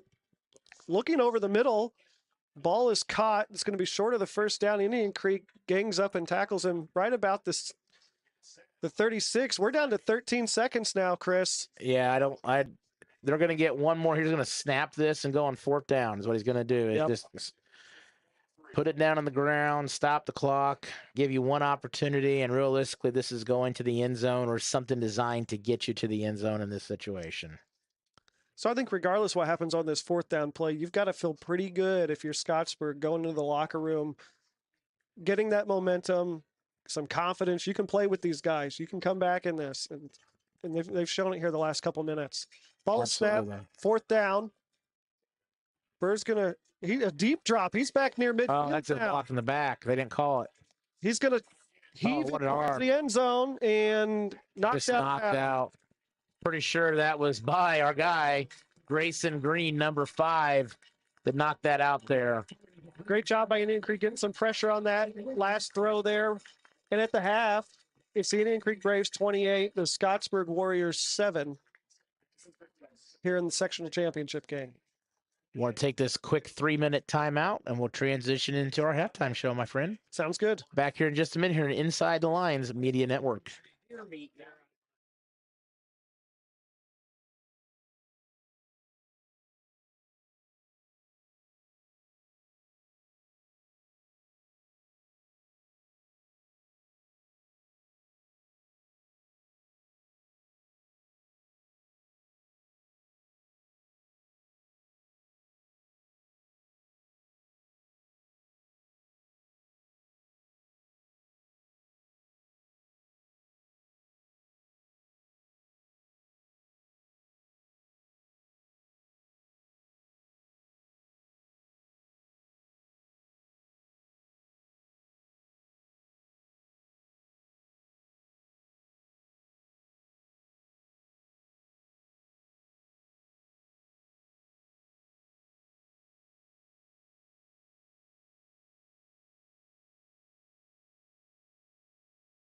If you know what this feels like and sounds like, well, I think it's about time to get your hands on your very own Gandalf bat. Every single bat has its own special personal touch. Whether it be your name, your team color, your own specs, or even your team logo. You just tell me what you want, and it goes on the bat. Hey sports fan, whether it's your team or a whole crew, KC Custom Apparel has you covered. From sharp business attire and tough construction gear to custom uniforms and sports apparel, KC Custom Apparel does it all. And it doesn't stop there. We make signs, banners, yard signs,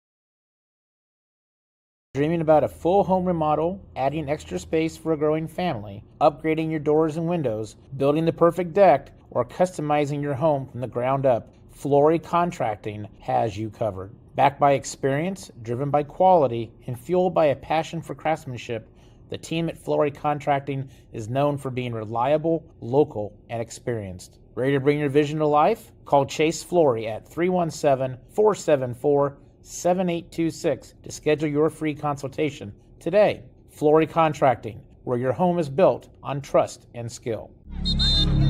Some see a high school football stadium. We see the one place where the whole community comes together. Proud to keep education in front of athletics since 19.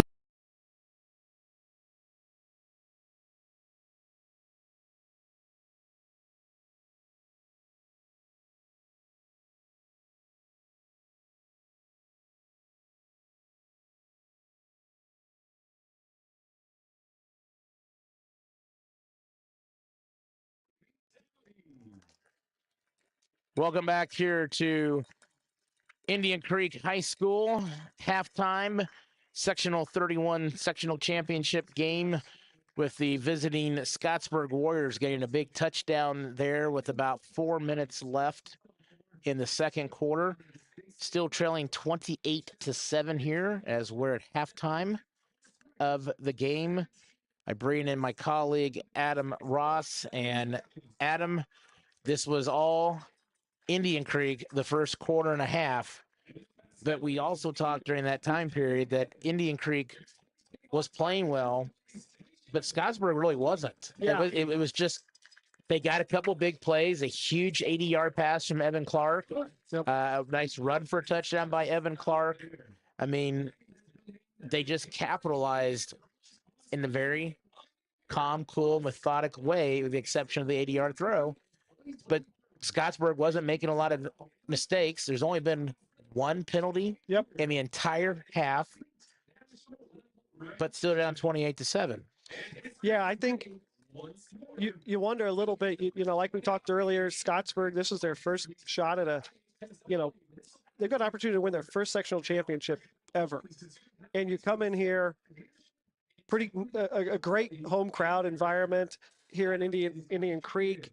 And it almost looked like they had to settle down a little bit. And, you know, they tried to keep it pretty balanced offensively, especially the first quarter, mixing in the pass game with the ground game. But almost the entirety of the second half of that second quarter, it was empty backfield, kind of an air raid offense, and kind of trusting some of those key players we talked about with their quarterback Nathan Bird and their wide receiver Bowling, and those guys had big impacts in that last couple drives.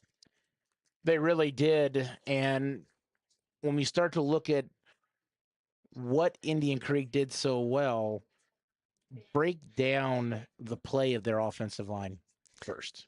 Yeah, so that's one of the things we've talked about. I think throughout the week and then early in the pregame show is who's going to control the offensive line or control the line of scrimmage. Excuse me.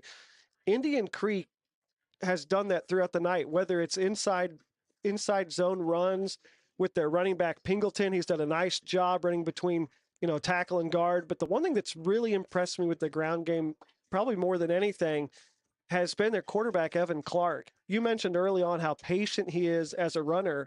And, one of the things that stood out to me after that muffed punt by Scottsburg, the first down play was a draw run by Evan Clark. It only went for about a yard, half a yard to a yard. But even in that, you could see he's patient.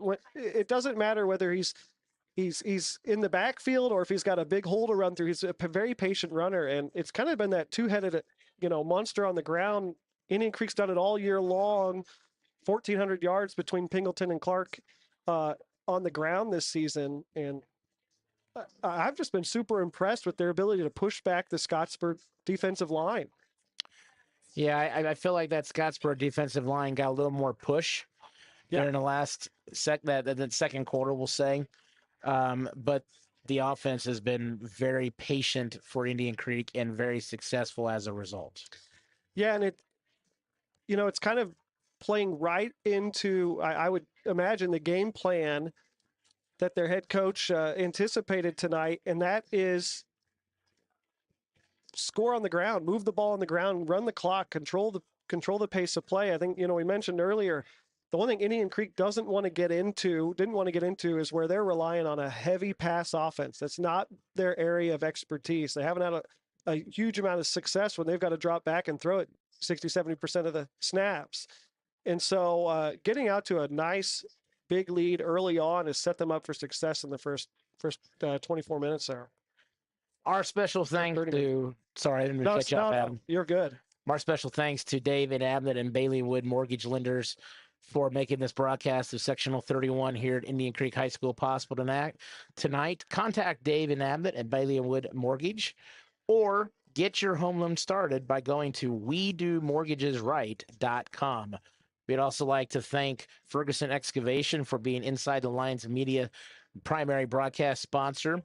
Gandalf Bats for being a scoreboard sponsor, which is just down the road now. If you're not aware, he's building a place off of 44 right across the railroad tracks. He burned about 10 acres. No kidding. And he's building his own complex there. You can check out Gandalf Bats on Facebook and Instagram and see his journey as he does that. Tom's a fantastic guy.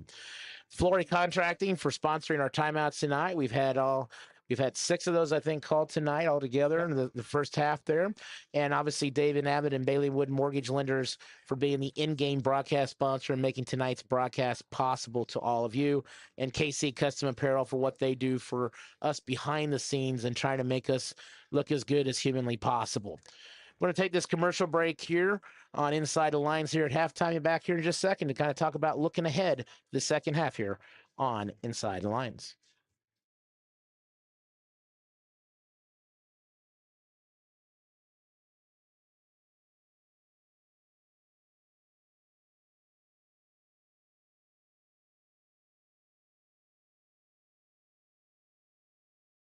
If you know what this feels like and sounds like, well, I think it's about time to get your hands on your very own Gandalf bat. Every single bat has its own special personal touch. Whether it be your name, your team color, your own specs, or even your team logo. You just tell me what you want, and it goes on the bat.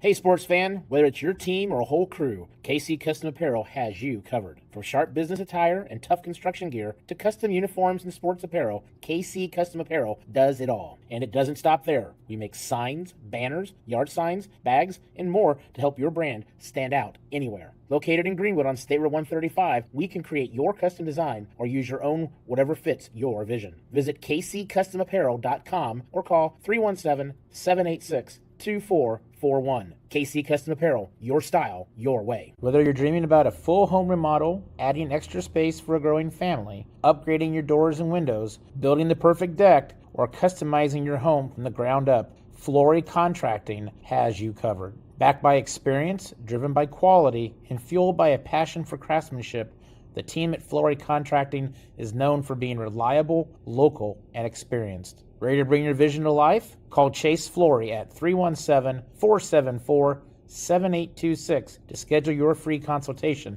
today. Flory Contracting, where your home is built on trust and skill. When it comes to excavation, Ferguson Excavation is the team you can trust. From site prep and grading to drainage solutions and land clearing, we've got the equipment, the experience, and the dedication to get your job done right, on time, on budget, and with results you can count on. Serving both residential and commercial projects, we treat every site like it's our own. Ferguson Excavation, building strong foundations for your future. Contact Brian Ferguson at 317-538-6686 today. Ferguson Excavation, digging deeper, building better. Some see a volleyball match. We see a student athlete learning how to be poised under pressure. Proud to keep education in front of athletics since 1903. Bailey and Wood, they've always done mortgages in a snap. So yeah, that's right. We're the winning team for all your home buying needs. So how do we make that process even better? We went and got ourselves a real rocket. No one gets you to the closing table faster for less. Contact Indiana's hometown mortgage lender today.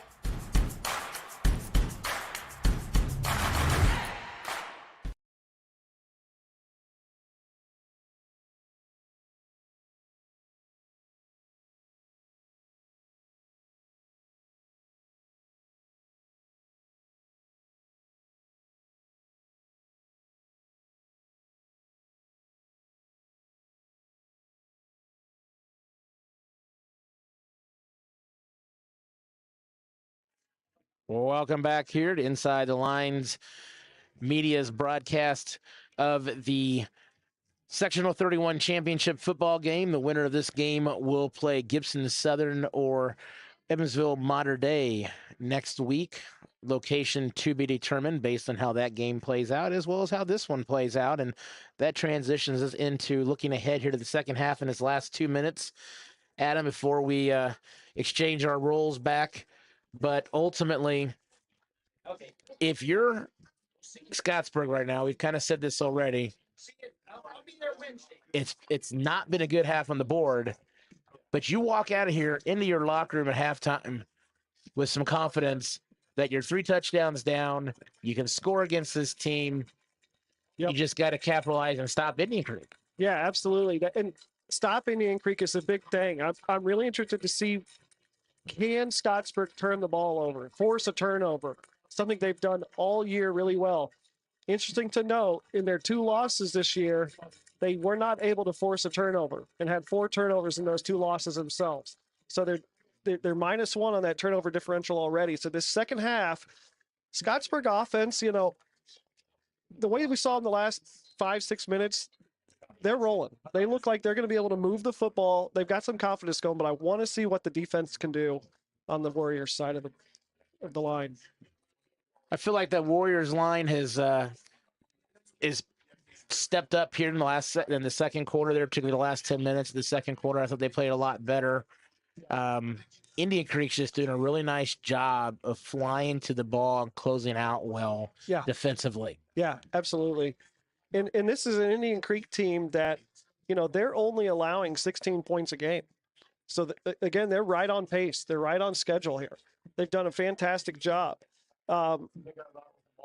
Conversely, there's a little bit of shell shock if you're on the Scottsburg side defensively. They've only given up less than 10 points a game through 11 games this season. That is difficult to do. And so you give up 28 in the first half. It's a little bit of shell shock. But again, they've got the players on that side of the football to be aggressive, to be in the backfield, forcing turnovers. So we'll see what happens. It should be an interesting second half. It should be an interesting second half as we get ready to start that. And with that, I'm going to hand off the in-game broadcast part here of the Bailey and Wood Mortgage Lenders broadcast, and Dave and Abnett to my friend Adam Ross to take over the chair. Thank you, Chris. We are. Looks like they put it. Well, they just put They put 3 more minutes. They have this is the teaser up, you know. Yeah. So we're still good. We can still talk here a little bit. Yeah, But, absolutely. I mean, that's one of those things you always wish you knew a little bit in advance. But hey, it just lets us have time to ramble a little bit more here. So from my perspective, you're Indian Creek. You have not played poorly. You had one bad snap that you almost had a fumble. Yeah. Being up 21 or 28, 21 to nothing, I think it was. About the 25-yard line. Other than that, you've played a really clean game. Yep. The entire first half. Can you do that for 24 more minutes? Yeah, absolutely. And I think you could, you know, right before the teams went to the locker room, we saw Indian Creek, the team huddled there with Coach Gooden right on the sideline. And I have to imagine the conversation came up a little bit, the talking point. Don't get too high here. This is a good team that we're playing on the other side of the football field. And just, you know, 21 points at the half. You know, we've all seen crazier comebacks than that. We have seen crazier comebacks than that. And you talk about some of these scores. They beat Madison 42 to nothing. They beat Silver Creek 4-5A. Yeah. 42 to nothing. They lost to Charlestown 20 to 17. They beat Clarksville. We talked about Clarksville in the early 70 to 7. They beat Eastern Peking, small school, 64 to nothing. Their biggest thump is on the negative side is the Brownstown Central 34 to 14. But this is a team that can put points up on the board. And if they can shut down defensively, which their scores show they can, they can ratchet up the defense a little bit. They're back in this game. Yeah. First drive, they're back in this game. 14 points is it's psychologically a whole different situation. I mean, you remember we were 3 minutes before the half, and you and I were talking about Indian Creek a potential to be up 35-0, have a running clock here. So if you're Scottsburg, you're thrilled with the opportunity right now. So we are just about set to go here. Both teams, players are on the field now. Indian Creek set to kick it away. At this point, we are just waiting for the clock to run out before we are set for quarter number 3. Yeah. Beautiful night. If I look out the box here, Chris, there's a full moon. It's a wonderful Indiana evening. For November, we cannot complain. Another pooch kick, similar to how they started the game.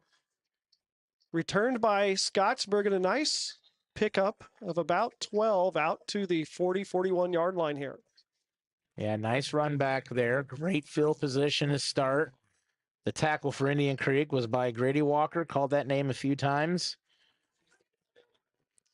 Interested to see here if Scottsburg tries to mix in the run a little bit like we talked about. Late first half, those last 2 possessions almost exclusively pass plays through the air. Well, there's our answer. They're going to start empty backfield unless it's a quarterback sneak here. They're looking to continue to throw the ball. Their success came in the screen game and then just being patient. There's one of the screens again. Yep. And that's bowling.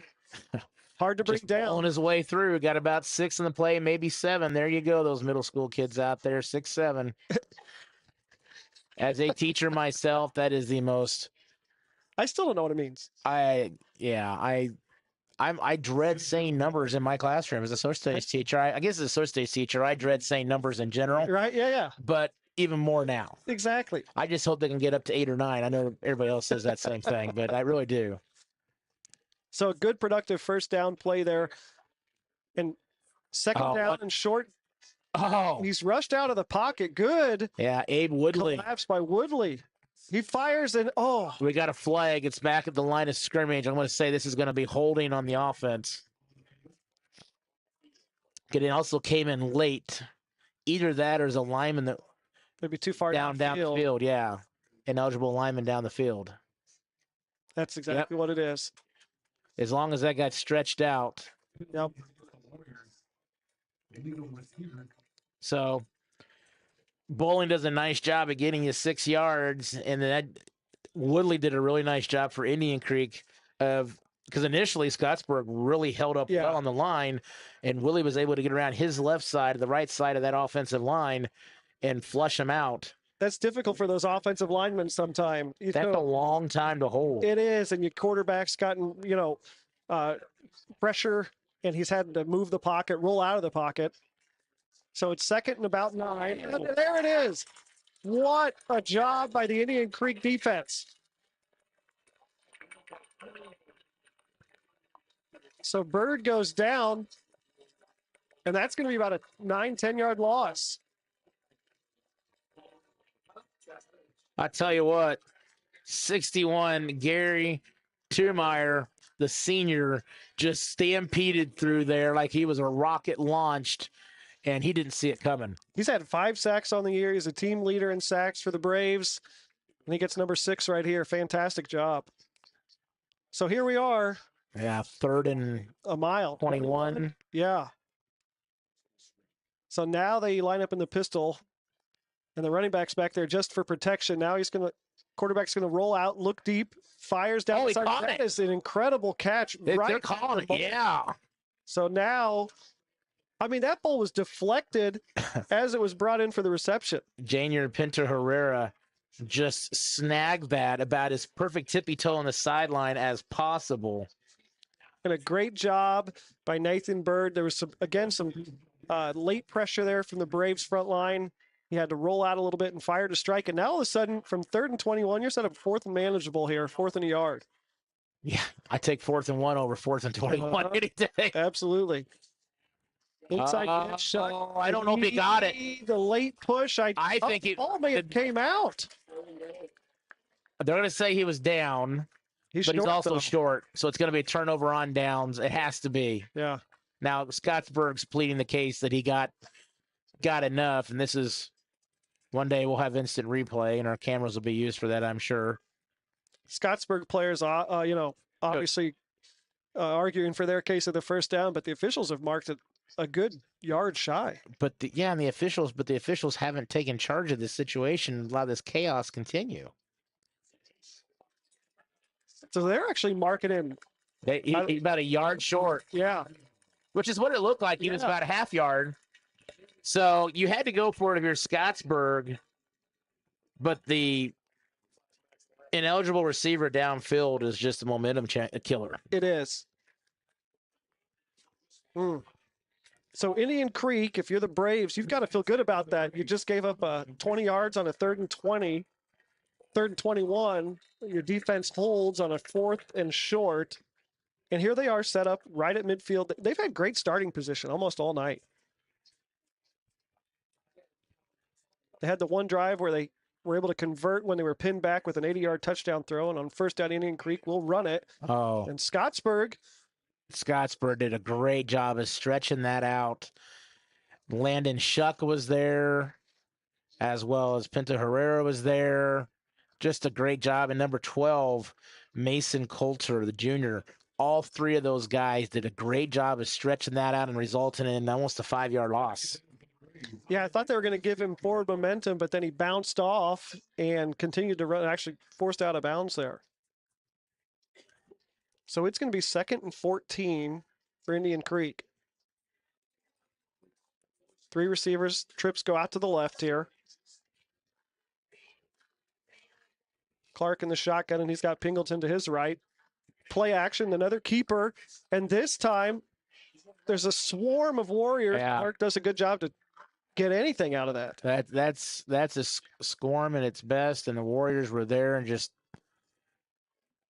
they clogged that up really well. So now Indian Creek struggling here to get any positive yards.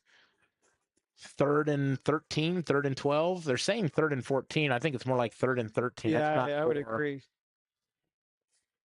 Now they change it to 3rd and 13. So just under 9 minutes to play in the 3rd quarter. This would be a really big stop for Scottsburg defensively.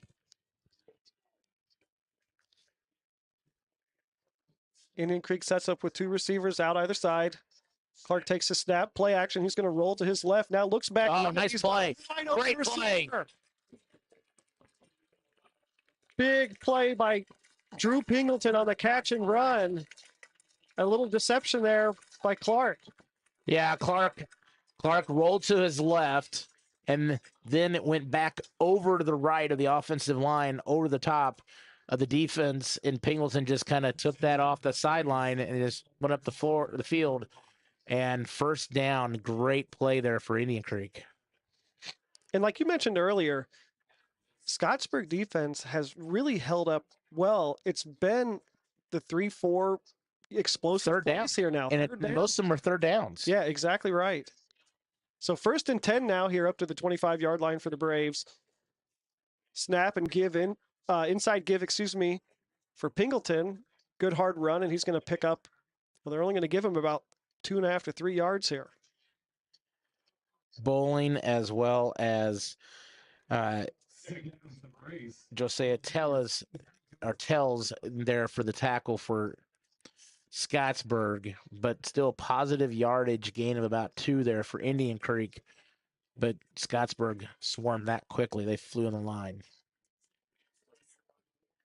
Indian Creek. Oh, go ahead, Chris. I was Sorry. going to say the thing I'm most impressed with Indian Creek is just how even as they throw it, how patient.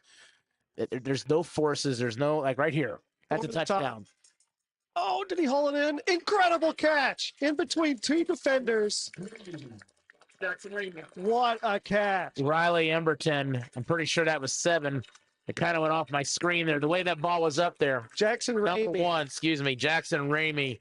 4-year starter here for the Braves. We'll thank Andrew Summers for being our spotter on that one. I got cut off here in the corner, but that was just floated up there perfectly. And everything tonight from Evan Clark has been just smooth. Yeah. There's no forces, no errant passes, just fluidity. Absolutely. That was beautiful pass. And you go back to the previous, 2 plays before when he rolls out to his left, and then to be able to turn and throw it back to Pingleton on the right-hand side. He made it look a lot easier than it is. Yeah. So here we are, 7 minutes to go in the third quarter. It's a 28-point lead again for Indian Creek. I mean, at this point in time, you've got to put points up here in the third quarter if you're Scottsburg. You've got to get this back to a 3-possession game at minimum. Yeah, you're 4 downs every possession, every snap. You're going 4 downs. You're not thinking 3 downs and punt. The punt means nothing for you now. Yep. You have got to score.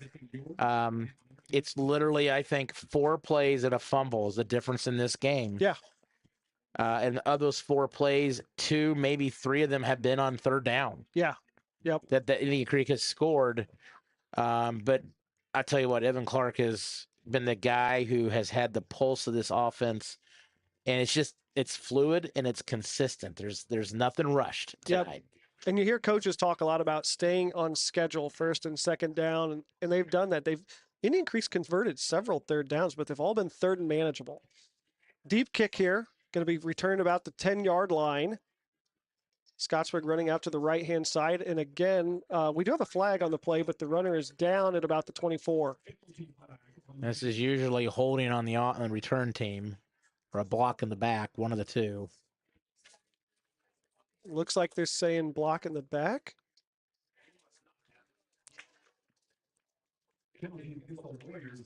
Either way, not good for Scottsburg. That's going to push them back deeper on their end. That's going to be half the distance to the goal at this point, so they're going to start at around the 12-yard line. 7 minutes exactly to play in the third quarter. 35-7. Indian Creek with the lead. Scottsburg, 4 receivers wide with the running back in the pistol. Play action. Bird rolls out to his right. He's going to fire deep downfield, and that is an interception by Indian Creek. And wow, there were. I mean, you That's what you risk when you're down 35-7. You're a passing team. You got to stay passing, but you got to press it. Yeah. You're down 28 points. You got to press it with 18 and a half minutes basically to go in the game. You've got to push it a little bit and take some chances. Indian Creek's just doing all the right things tonight. Yeah, +2 in the turnover differential now.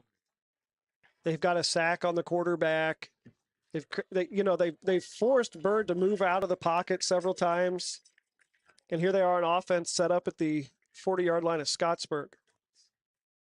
Temperatures dropped a little bit out there, I can tell you that. Yes. But oh, nice. Little pop pass to the receiver coming underneath, and they're going to pick up 4 or 5 yards on the play. I don't think it's going to be more than 4 or 5. I think it's going to be more like 5 or 6. See where they mark it here. Josh Thomas, the senior, able to stand it up, but not before they get 5 yards on the play for Indian Creek. What's your thought how they categorize that statistically? Do you like that they call that a pass versus counting for rushing yards? I mean, it's a pass. I mean, technically, it's because I mean, the shuffle pass is the one that drives me insane, being a pass. Yeah. But technically, based on how it's released from the arm and the hand, it is. So here's Clark on the keeper. Quarterback keeper faked me out. Close to the first down. Maybe about a yard short, maybe.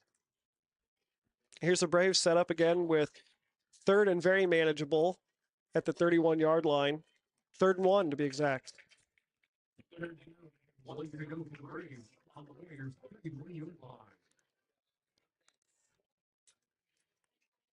Understandably, Scottsburg, you look at the players on the field and there's a little bit of the same confidence level that was there to end the half is not there right now. You can see it by the players on the field. Well, it's you score here. Oh, you just gave the first down. Hard count. The hard count, yep. J.R. Ferguson a little excited on that one to help draw them off sides. But that's that psychological thing right there. You've just lost your focus. Like you said, you don't have the same focus you had just a minute ago. You've got to figure out a way to do that if you're going to come back in this situation. But obviously, with the dynamics that are playing right now, it's challenging to do that. So we're down to 5:18 to go in the 3rd quarter. Indian Creek with 2 receivers split to the left. Another inside give. Oh, nice job there. That's the one area defensively here. Consistently, Scottsburg has done a fantastic job as that front 4 and really closing off those running lanes for Pingleton. Yeah, that was Thomas and Shuck there for Scottsburg that took care of that one there and pushed them back almost 4, maybe 5 yards, closer to 4, I'd say. 2nd and 14, 2nd and long 13, maybe. They're saying 2nd and 13 on the board. Yep. Indian Creek taking their time. Understandably, run a little clock here. They break the huddle now. Trip receivers to the right here. Clark takes the snap, and he throws a screen pass. Jackson Ramey out there. Looks like back to maybe the original line of scrimmage. We'll see where the officials mark the ball. Yeah. Fans are a little upset thinking that Scottsburg had some extracurricular activities after that play there. Very passionate. I love it. So 3rd and long here, 3rd and 11. If you're winning, it feels okay to do that. If you're losing, exactly right. Different feeling. 2 receivers split wide. Clark takes a snap. He's looking to throw. He's got a receiver on the left side near the end zone, and it is incomplete. For a second, the way things have gone tonight, I thought he pulled that in. But I did too. There was no celebration, so. And I think that was. Pretty sure Steven Pinto Herrera. Man, we've called his name a lot. He's a senior. He's 170 pounds, DB and wide receiver. That guy has been all over the field tonight for Scottsburg. If it's his last game tonight, he has played very, very well on both sides of the ball for the Warriors. So our first field goal attempt of the night. Gummerson comes out. He's going to be, oh, what is this, Chris? This is about a 42 yarder. Yep, 42-ish. High snap. And Short. just short. Just That's short. about 2 yards from the front of the goalpost. But you know what? You can take that risk up 35-7. Yeah. And that's a win for the Scottsburg defense, right? So you had the turnover, It off is. the interception. They hold Indian Creek and get off the field. Give their offense another shot. The only thing you've hurt yourself with is time. So it'll be 1st and 10 here from the 20-yard line for the Warriors. We want to thank our partner here, Bailey and Wood, with Dave in Abnett. Contact Dave and Abnett at Bailey and Wood Mortgage, or get your home loan started at WeDoMortgageRight.com. WeDoMortgagesRight.com. 1st and 10. Nathan Bird rolls out to his right. Again, the Indian Creek defense. What are you seeing out of that front line, Chris, here in the last half quarter? Here's how I would say it: they're surveying, and then they're reacting, and they're playing it safe up the middle, and then as they see what Bird is going to do, then the end on the strong side or on the ball side is just firing and just putting enough pressure. I mean, Bird's had the time, but he's getting stretched out to do it, such as people like Abe Woodley, who's done a really nice job, number 30, to get out there and do that. And there we are again, that Indian Creek defense. Really impressive job by the secondary tonight. Outside of the one, they gave up the 21-yard touchdown pass at the end of the first half on that last, in this quarter, they had a 3rd and 21, and they gave a 20-yard pass on that. But beyond that, the secondary from Indian Creek has really held these Warrior receivers in check. Well, again, the winner of this game will play Gibson Southern or Evansville Mater Dei. Don't have a score on that one at this time. Shuck on the screen pass here. He's going to get close to the marker, but I think he's going to be about 2 to 3 yards short here, and it's going to set up another 4th down for Scottsburg. 4th down and 3 to go for the Warriors. Like you mentioned earlier, it's 4-down territory from here on out. I would argue if you're going to have a 35-point running clock, half or later, I would argue you could do a 4th quarter 28-point lead running clock. Yeah, I would agree. 4th down, the quarterback snaps, and it's Bird. He's rolling out to his right. He's got a receiver open, not wide open, but he's open, and Hamilton he's off to the races. Yeah, Matthew Hamilton. He just snugged that pass off the right side. He did like a wheel route up the sideline and just pulled that thing in, and he had his wheels moving pretty good on that one. That's a huge play for Scottsburg. So another big explosive play. Picks up 30 or more yards on that pass. So 1st and 10 from the 34-yard line. 33, call it. Bird takes a snap. He surveys left. He's going to throw the ball deep, and it's caught right at the 20-yard line. Yeah. Another 1st down. Caught by Wiki there. Tackled by Grayson Green for Indian Creek. So Scottsburg's got a good possession going here. Yeah. I mean, you're playing it conservative. You're Indian Creek. You're not gonna take any chances defensively. You're doing, I don't say prevent, but you're playing it soft. You're playing behind guys, trying to contain them. There's Bull, and another catch in rhythm there. He's going to be about a yard shy of the 1st down. So Bird starting to get a little bit of groove here on this possession. We've got just under 2 minutes to go in the 3rd quarter. Scottsburg's down 28. So it's crucial you got to score here before the 4th, right, Chris? Oh, yeah. I mean, you've got to score here before the 4th.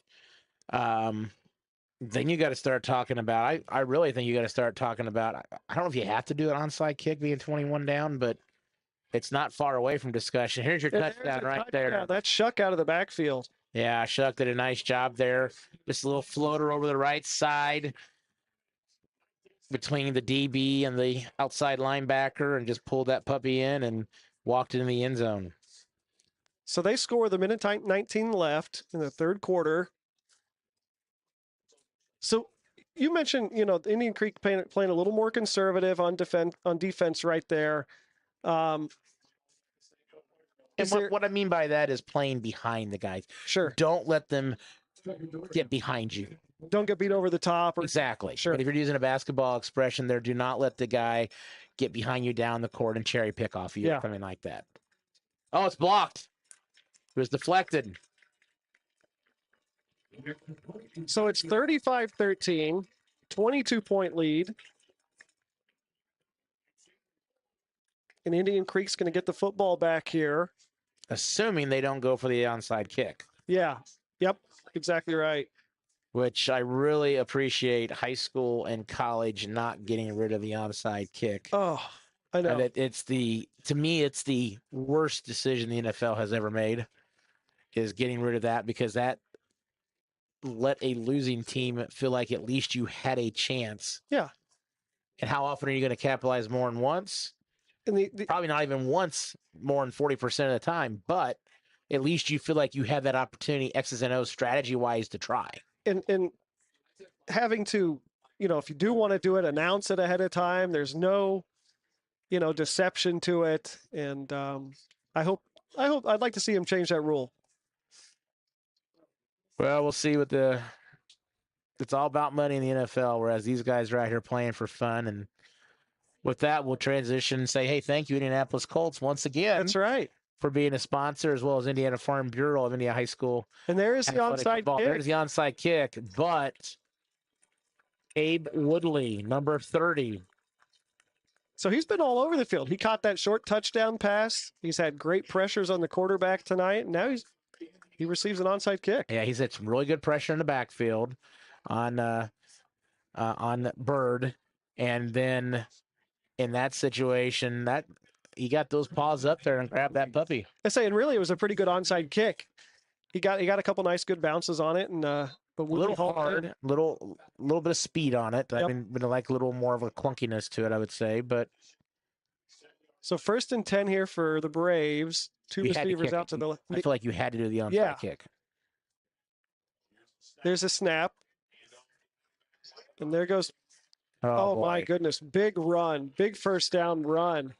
And that's going to be the running back, Drew Pingleton. Pingleton's had a really nice game. Really, I think the third quarter has been his strongest quarter of the night, which is what you want. You want to see that production increase as the game goes on. But second quarter has been good. I think third quarter has been his strongest so far. If you're Scottsburg, you've got to get a stop right here. That last possession, Indian Creek started in plus territory, and they were to hold them right about this part of the field. So let's see how they respond here now that Indian Creek's picked up a first down. Clark in the shotgun again, Pingleton to his left. Receivers split wide. Another give to Pingleton. He's only going to get about 2 yards on this run.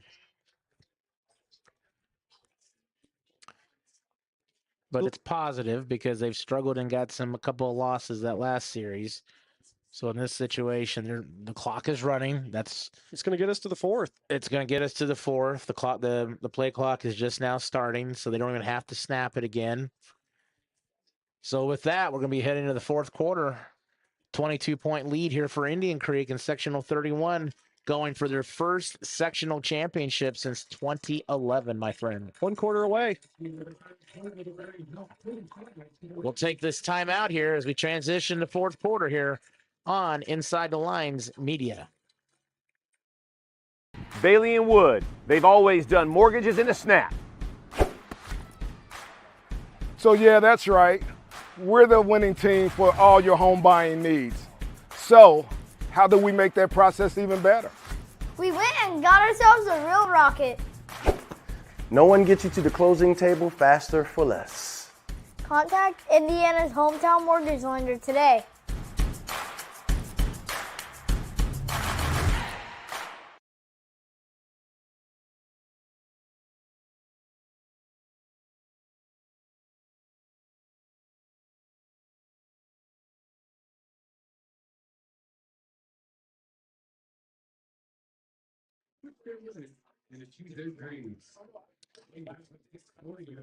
Welcome back here in Trafalgar, Indiana, to the Sectional 31 Championship between Indian Creek and Scottsburg. We are ready to start the fourth quarter. 22-point deficit for Scottsburg. And Indian Creek is set up at the Scottsburg 34-yard line with a 2nd and 8. Clark in the gun, he takes the snap, surveys deep, he's going to throw left, and the ball is caught. Receiver, Oh, what a hit. wow. He was just leveled by Pinta Herrera. Boy, he licked him. Great play by Jackson Ramey. Good yards after the catch on that, but Pinto Herrera, nice job coming in to level the hit, not allow anything more. It's going to be first and just outside of the 10, so they can get a first down without scoring here, right at the 11-yard line. So 1st and 10, Clark again in the gun, 2 receivers out to his right. That's Ramey and Worley. Pingleton in the backfield. Ball snap. They give it to Pingleton. And nice job by Scottsburg's defensive ends there on that left side. They kind of blew that up. It was, yeah. I don't know if there's confusion there between Clark and Pingleton, or if the pressure was so quick that they just blew it up. Well, 79, Jaden Jimenez Downing. He's a big boy, and he dictated what happened on that play. He did a really nice job there. So here we are, 2nd and 14.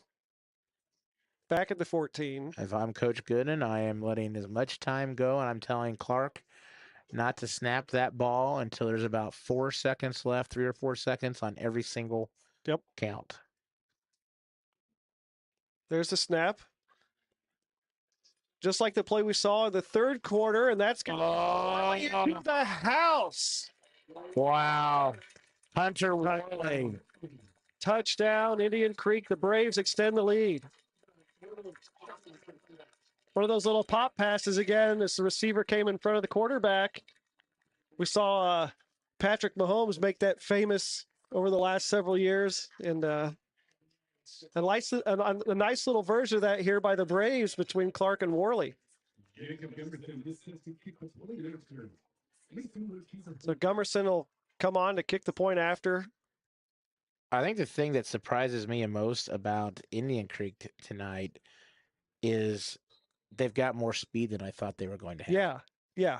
They really, and it's shifty, but they move. Yeah. I don't know how else to say it. They move.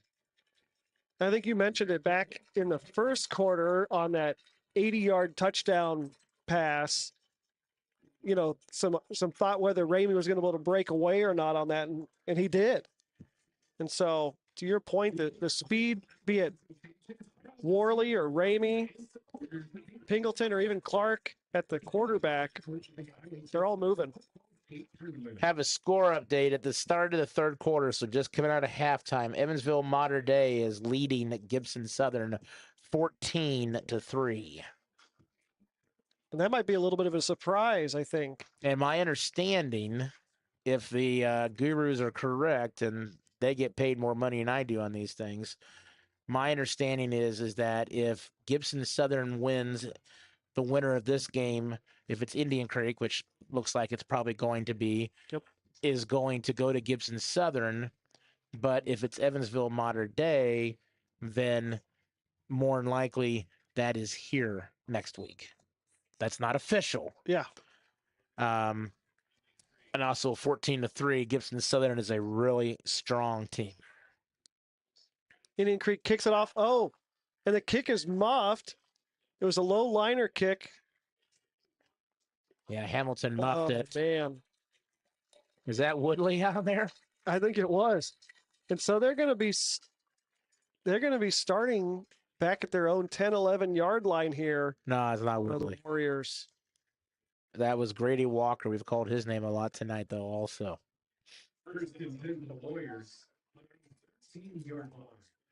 So this is a you're down 42-13, so you're down 29 points. If you're Scottsburg, obviously your forte is more up-tempo, more passing, empty backfields. I got one back there right now. Yep. Uh, And you see Indian Creek, they're just reading and reacting. They're not overplaying. They're just letting you dump it off, and they're just going to fly at you. They're containing really well. Yep. And don't want anybody to get behind you. They're set up with that three-man front. They're only bringing three, leaving some of the defenders back in zone there, and just like you said, just reacting, not letting anything big happen over their head. I want to thank Saul and Shelby here from Indian Creek High School for helping their broadcast tonight on the camera side. Oh, what patience, what time. There's the flag. Yeah, the flag's going to be on. It's going to be either holding or a chop block. It's a hold on Scottsburg. So that's going to be half the distance. So I guess the good news in this position, it's only about a 7-yard penalty versus a 10-yard penalty. Yep. It also stops the clock temporarily. So the officials will respot the ball here. And the first thing that went through my mind is that Scottsburg did a really nice job initially, like they have all night, of containing and putting a wall up there in blockage for Bird. Yep. However, that also shows that Indian Creek has done a really nice job of taking away their receivers because there's been no one open downfield. Yep. And even on that little screen pass, they're trying to throw it out to Shuck out of the backfield just to get something positive. And he dropped the ball, but there was a Indian Creek defender in his face immediately. So here we are, 3rd and 9. From the 15. Yeah. Well, actually, I think they're from the 5. I don't know if they've got to update their scoreboard. And look at the pressure here from Indian Creek. They're going to bring him down. That's one. That was Wiki, wasn't it? No. Excuse me. That was Riley Emberton.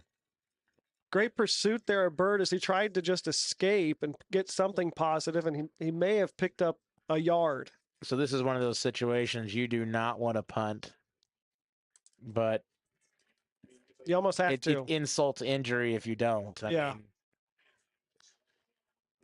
you're trying to keep yourself and make it as hard as you can for Indian Creek to score in this situation, and you got a better chance of defending if they have to go start from back there versus at the 15-yard line. Scottsburg's going to think about it here. Maybe they're taking the timeout now. So we'll take this timeout with Flory contracting me back here in just a second here on Inside the Line. Bailey and Wood, they've always done mortgages in a snap. So yeah, that's right. We're the winning team for all your home buying needs. So how do we make that process even better? We went and got ourselves a real rocket. No one gets you to the closing table faster for less. Contact Indiana's hometown mortgage lender today.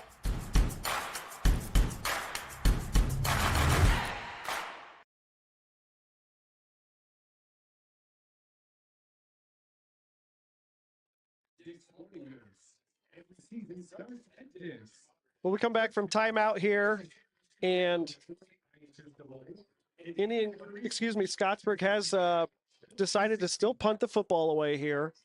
Again, like you mentioned, you don't want to set Indian Creek up with a 1st and goal, so they will punt from their own end zone. A good punt, really good punt. It's going to go deep down to the 30-yard line, but it's going to be picked up by Indian Creek. Yeah, Burris picks that up. That's a great punt there by Scottsburg. If I'm Burris, I'm just getting that ball and going down instead of having that ball kind of out there on its own. Yep. Score down at Gibson Southern, Evansville, Mater Dei. It's 14-10.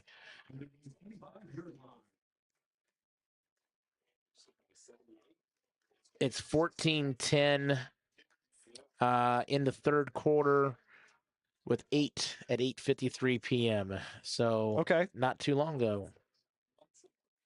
2 minutes ago, they scored. 14-10. So that punt is going to net up at about 70+ yards. Scottsburg's done a great job kicking the ball tonight. Yeah. So 1st and 10 for Indian Creek. We are down to 8 minutes and 39 seconds left in this one. Clark in the gun. 2 receivers to his left. He's going to hand it to Pingleton, and Pingleton's going to try to find a hole there, but nothing doing, and he's going to lose yards again. Scottsburg has had several tackles for losses tonight. Yeah, I mean, if you're Indian Creek, you're not doing anything fancy right now. I mean, you want to get a first down or two. If you get a first down or two, 8 minutes, 8:15 left in the clock.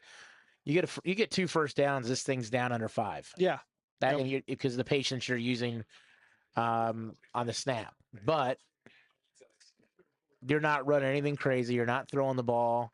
Yep. And don't it's basically go 1 or 2 guys every play. So if I'm spying, if I'm Scottsburg, on those 2 guys. Yep. Clark takes the snap. Oh, they are and he throws it to the right, but that little screen pass, that's effectively a run at that point in time. It's a safe screen pass. You're not a lot of risk. You're not throwing the ball downfield, and so they continue to stay on schedule. Yeah, that was J.R. Ferguson who snagged that one to advance it up, make it 3rd and 5 now. They got 7 on that. One thing we haven't seen here for a little while is that quarterback draw up the middle. It'll be interesting to see here and they've run it a few times on this 3rd and short, kind of 3rd and medium situation. So we've got 2 receivers out to the left. Clark's in the gun again. He's going to take the snap. He is going to roll. He's looking to throw, and he's going to throw. Oh, he's wide open. Receiver. That's Warley. Wide open. And he's gone. Touchdown. That is a 69-yard touchdown throw. Wow. And there wasn't anyone with 15 yards of him. Yeah. And that is a difficult throw. Clark's rolling to his left as a right-handed quarterback and throwing the ball 30 yards, down the field. And Warley, I don't know how he ended up being that open, unless Scottsburg, obviously they were expecting the run there, and Warley beat him over the top. So it's 48-13. And Gummerson comes on for the extra point now. So that clock will continue to run as a result now. The kick is good. The mercy rule is in play. So it's going to be a quick 6 minutes. Yeah. So if you're Scottsburg, what are you telling your guys on the sideline here right now?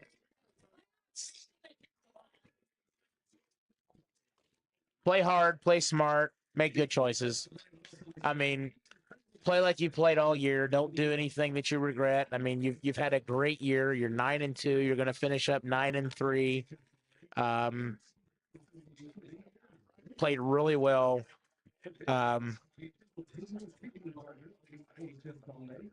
Finish like you want to be known. Yeah. I mean, don't make mistakes out of emotion that you don't want to reflect negatively in all the great things you've done this year. As a coach, that's what I would worry about. Yeah, no, I think those are all really wise points. And there's a lot to be proud of. Like you said, 9-2 season, had an opportunity here in the sectional championship. And let's be honest, Indian Creek has played a fantastic game. They're going to be a tough out for whoever they face next week.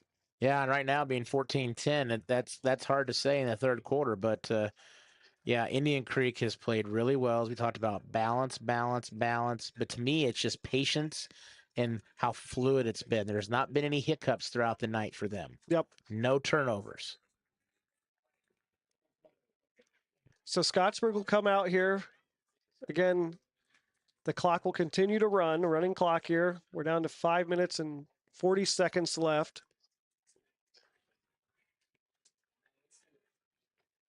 And like you said, let's see if Scottsburg can put together a drive here, likely maybe their last drive of the night, something they can be proud of and build on going into off season and carry their heads high out. Absolutely.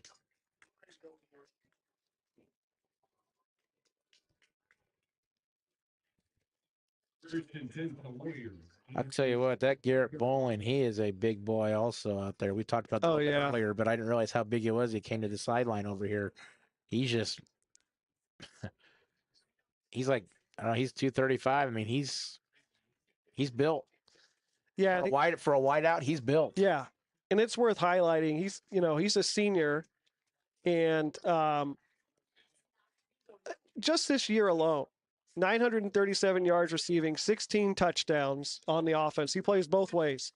151 tackles, 9 sacks, 2 interceptions. That is a outstanding senior season.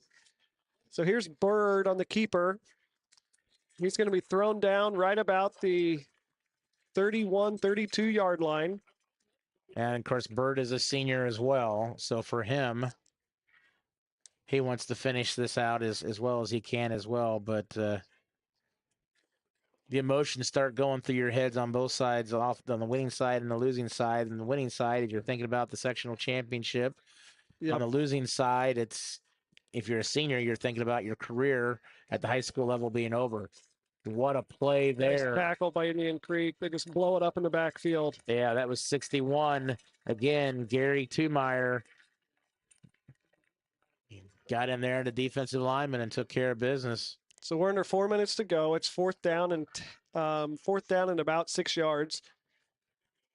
Scottsburg's going to stay on the field.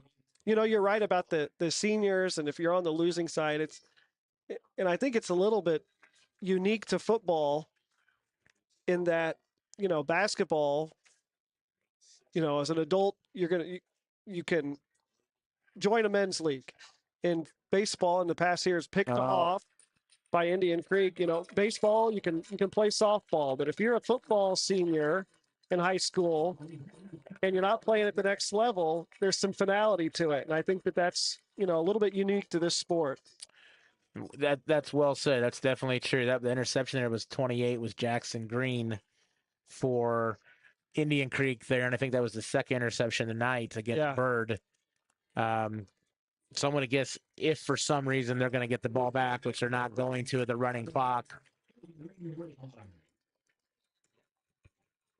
they'll be done for the night, that the starters will be done for. And now it's a chance for some of these backups, probably for Indian Creek, to get out there in this last series. Or do you let the seniors have a chance to celebrate, and we'll find out. It looks like they do have a backup quarterback in now, and that's going to be Paxton Walters, number 10. That's a good night if you're Coach Gooden and you're able to bring in the backup quarterback to close out the final 3 minutes in the sectional championship. Oh, yeah, absolutely. Absolutely. You figure you got 4 more snaps and you're walking off the field. 20-25 sectional 31 champs. Pretty exciting. 14 years. Again, for these seniors, based on talking to Shelby, who's doing our camera for us tonight. She was born in 2007, she said. She was 4 years old last time they won a sectional. Yeah. Incredible. So we're under 2 minutes now, just over a minute and a half to play to be exact. Ball is snapped, a quarterback keeper. Nice little job there. Thomas in there for the tackle for Scottsburg. Walters will get it back to about the original line of scrimmage here. 3rd and 9. That was Paxton Walters with the QB keeper. So there's about, Coach Gooden's about ready to get a surprise over there. Yeah. We're under a minute to play now here. Indian Creek with about 6 seconds on the play clock. They're going to let this thing run down. Takes a snap. Walters is going to throw the ball. He's going to throw it deep, and it's incomplete.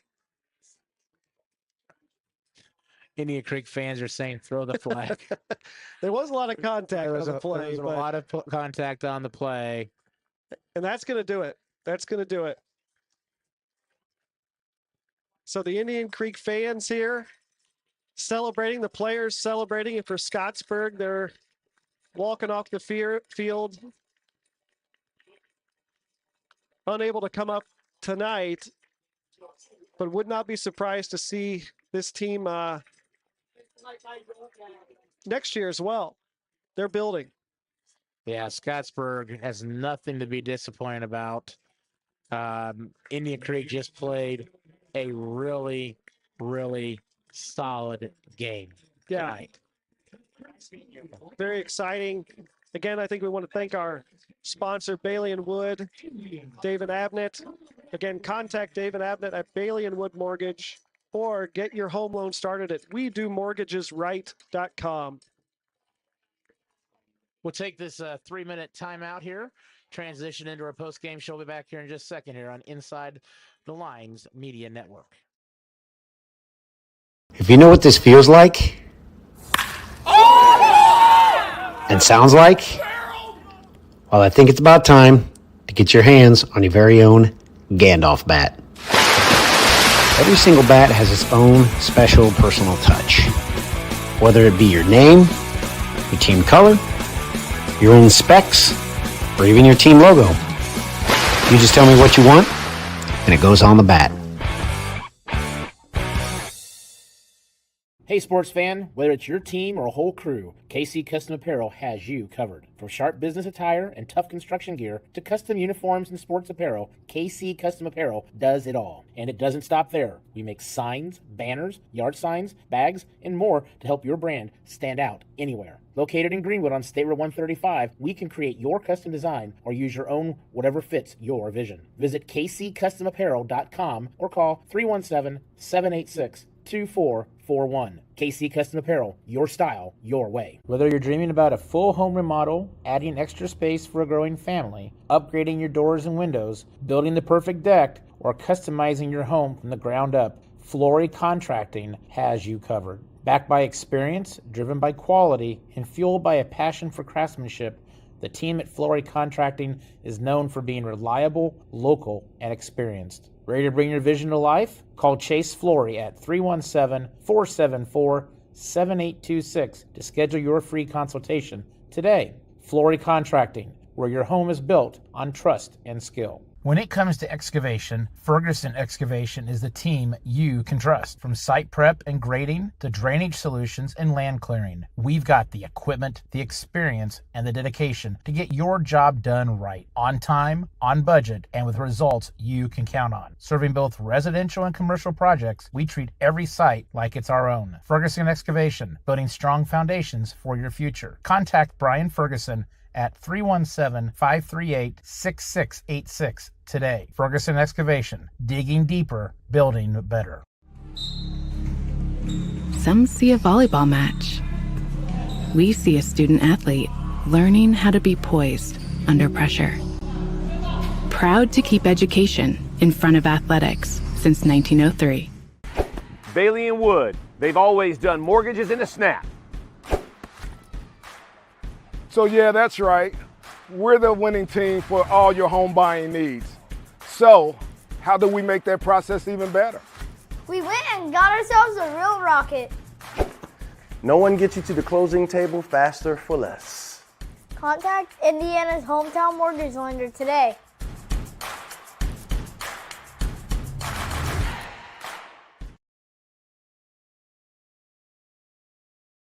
And welcome back here to our post-game show. Chris Wood, Adam Ross here as the Indian Creek Braves are your Sectional 31 champions, defeating Scottsburg 49-13 tonight in Sectional 31 action. And my friend, Indian Creek played one heck of a game and a consistent game. Your thoughts? Yeah, super impressive. I'm trying to find something that they, I'm sure Coach Gooden will find some things to work on. But if you look at both sides of the football, they forced 3 turnovers tonight. Yep. 2 interceptions. They were a special muff punt. Yep, by the special teams. They got to the quarterback, sacked him once and potentially twice, depending on what the official said on that last drive where he was out at. And on the offensive side of the ball, they didn't give up any sacks. They had their second highest point total of the season, 49 tonight. and they did it with explosive plays, but while also, like you mentioned, which I think is super important, very patient, on schedule, in control offensively.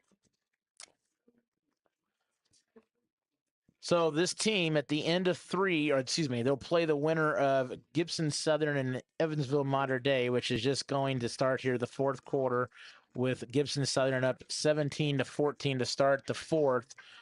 And if Gibson Southern wins, then our understanding is that Indian Creek will travel to Gibson Southern to play that game. So we'll know more later tonight on that. But you know what? From an Indian Creek standpoint, you don't care about that right now. What you care about is the opportunity to play next week after playing an outstanding game tonight to get your first sectional since 2011.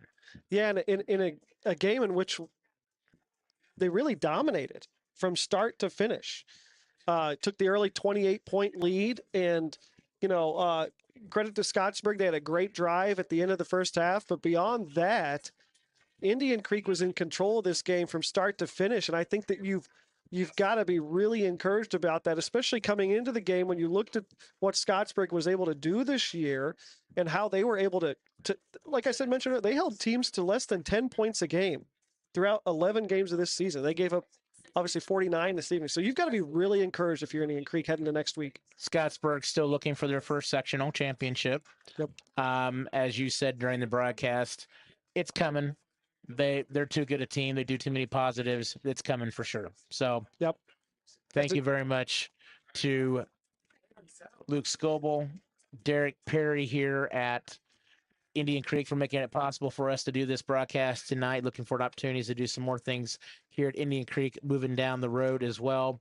Our supporters tonight for Inside the Lines Media Network broadcasts include Ferguson Excavation, who's our lead broadcast sponsor for all games, as well as Gandalf Bats, who sponsors the scoreboard for all the broadcasts. Flory Contracting, responsible for all the timeouts and the recognition that these guys deserve. We can't do this without them. So thank you to those three different businesses right there, as well as our in-game broadcast sponsor tonight, local gentleman Dave in Ablett and Bailey and Wood Mortgage, for making it possible to broadcast this game tonight, as well as KC Custom Apparel. So our thanks to all of them, to Luke Scoble, Derek Perry, and I want to say a special thank you to you, Adam. This is our inaugural broadcast here on Inside the Lines, and I'm not going to say it was a perfect broadcast from a technology standpoint, but I thought it went really well as a whole. You did a phenomenal job in both roles tonight. So thank you very much, and I look forward to working with you again a number of times down the road. Yeah, I really appreciate that, Chris, and thanks for the opportunity. I think, this is a wonderful opportunity to be able to put together really high-quality productions for these schools, and I'm proud to be part of this, and great job yourself. I really appreciate it. Thank you. Well, I think we're going to have a really good product out there. I think I'm very excited about that, but I also think it's pretty stinking awesome that hopefully a lot of the schools that we're going to be working with, we're going to be able to pull kids in, high school kids, to do our cameras or start doing some interviews with coaches and players and play those in our segments throughout the broadcast. So from that standpoint, really, really appreciate the support that, as I said, Scoble and Perry, but also Christy Smith, who's a journalism teacher here, in working to get some students help with the camera tonight. And like I said, moving forward for some additional games this year on both the boys and the girls basketball side. So I know we'll be part of that here. Yep. And we turn our attention to potentially a football game next Saturday or Friday night, depending on what time that game is played, depending on who the team would be. And Evansville Mater Dei has just punted, so you could read the Max Prep tracker all you want. We'll leave it at that. But we'll leave it with this. 49-13 final score. Sectional 31 champions would be the Indian Creek Braves, their first since 2011. Congratulations to everyone out in the Indian Creek community. Enjoy this weekend. You've deserved it. Great play by everyone tonight. And we'll talk to you again soon.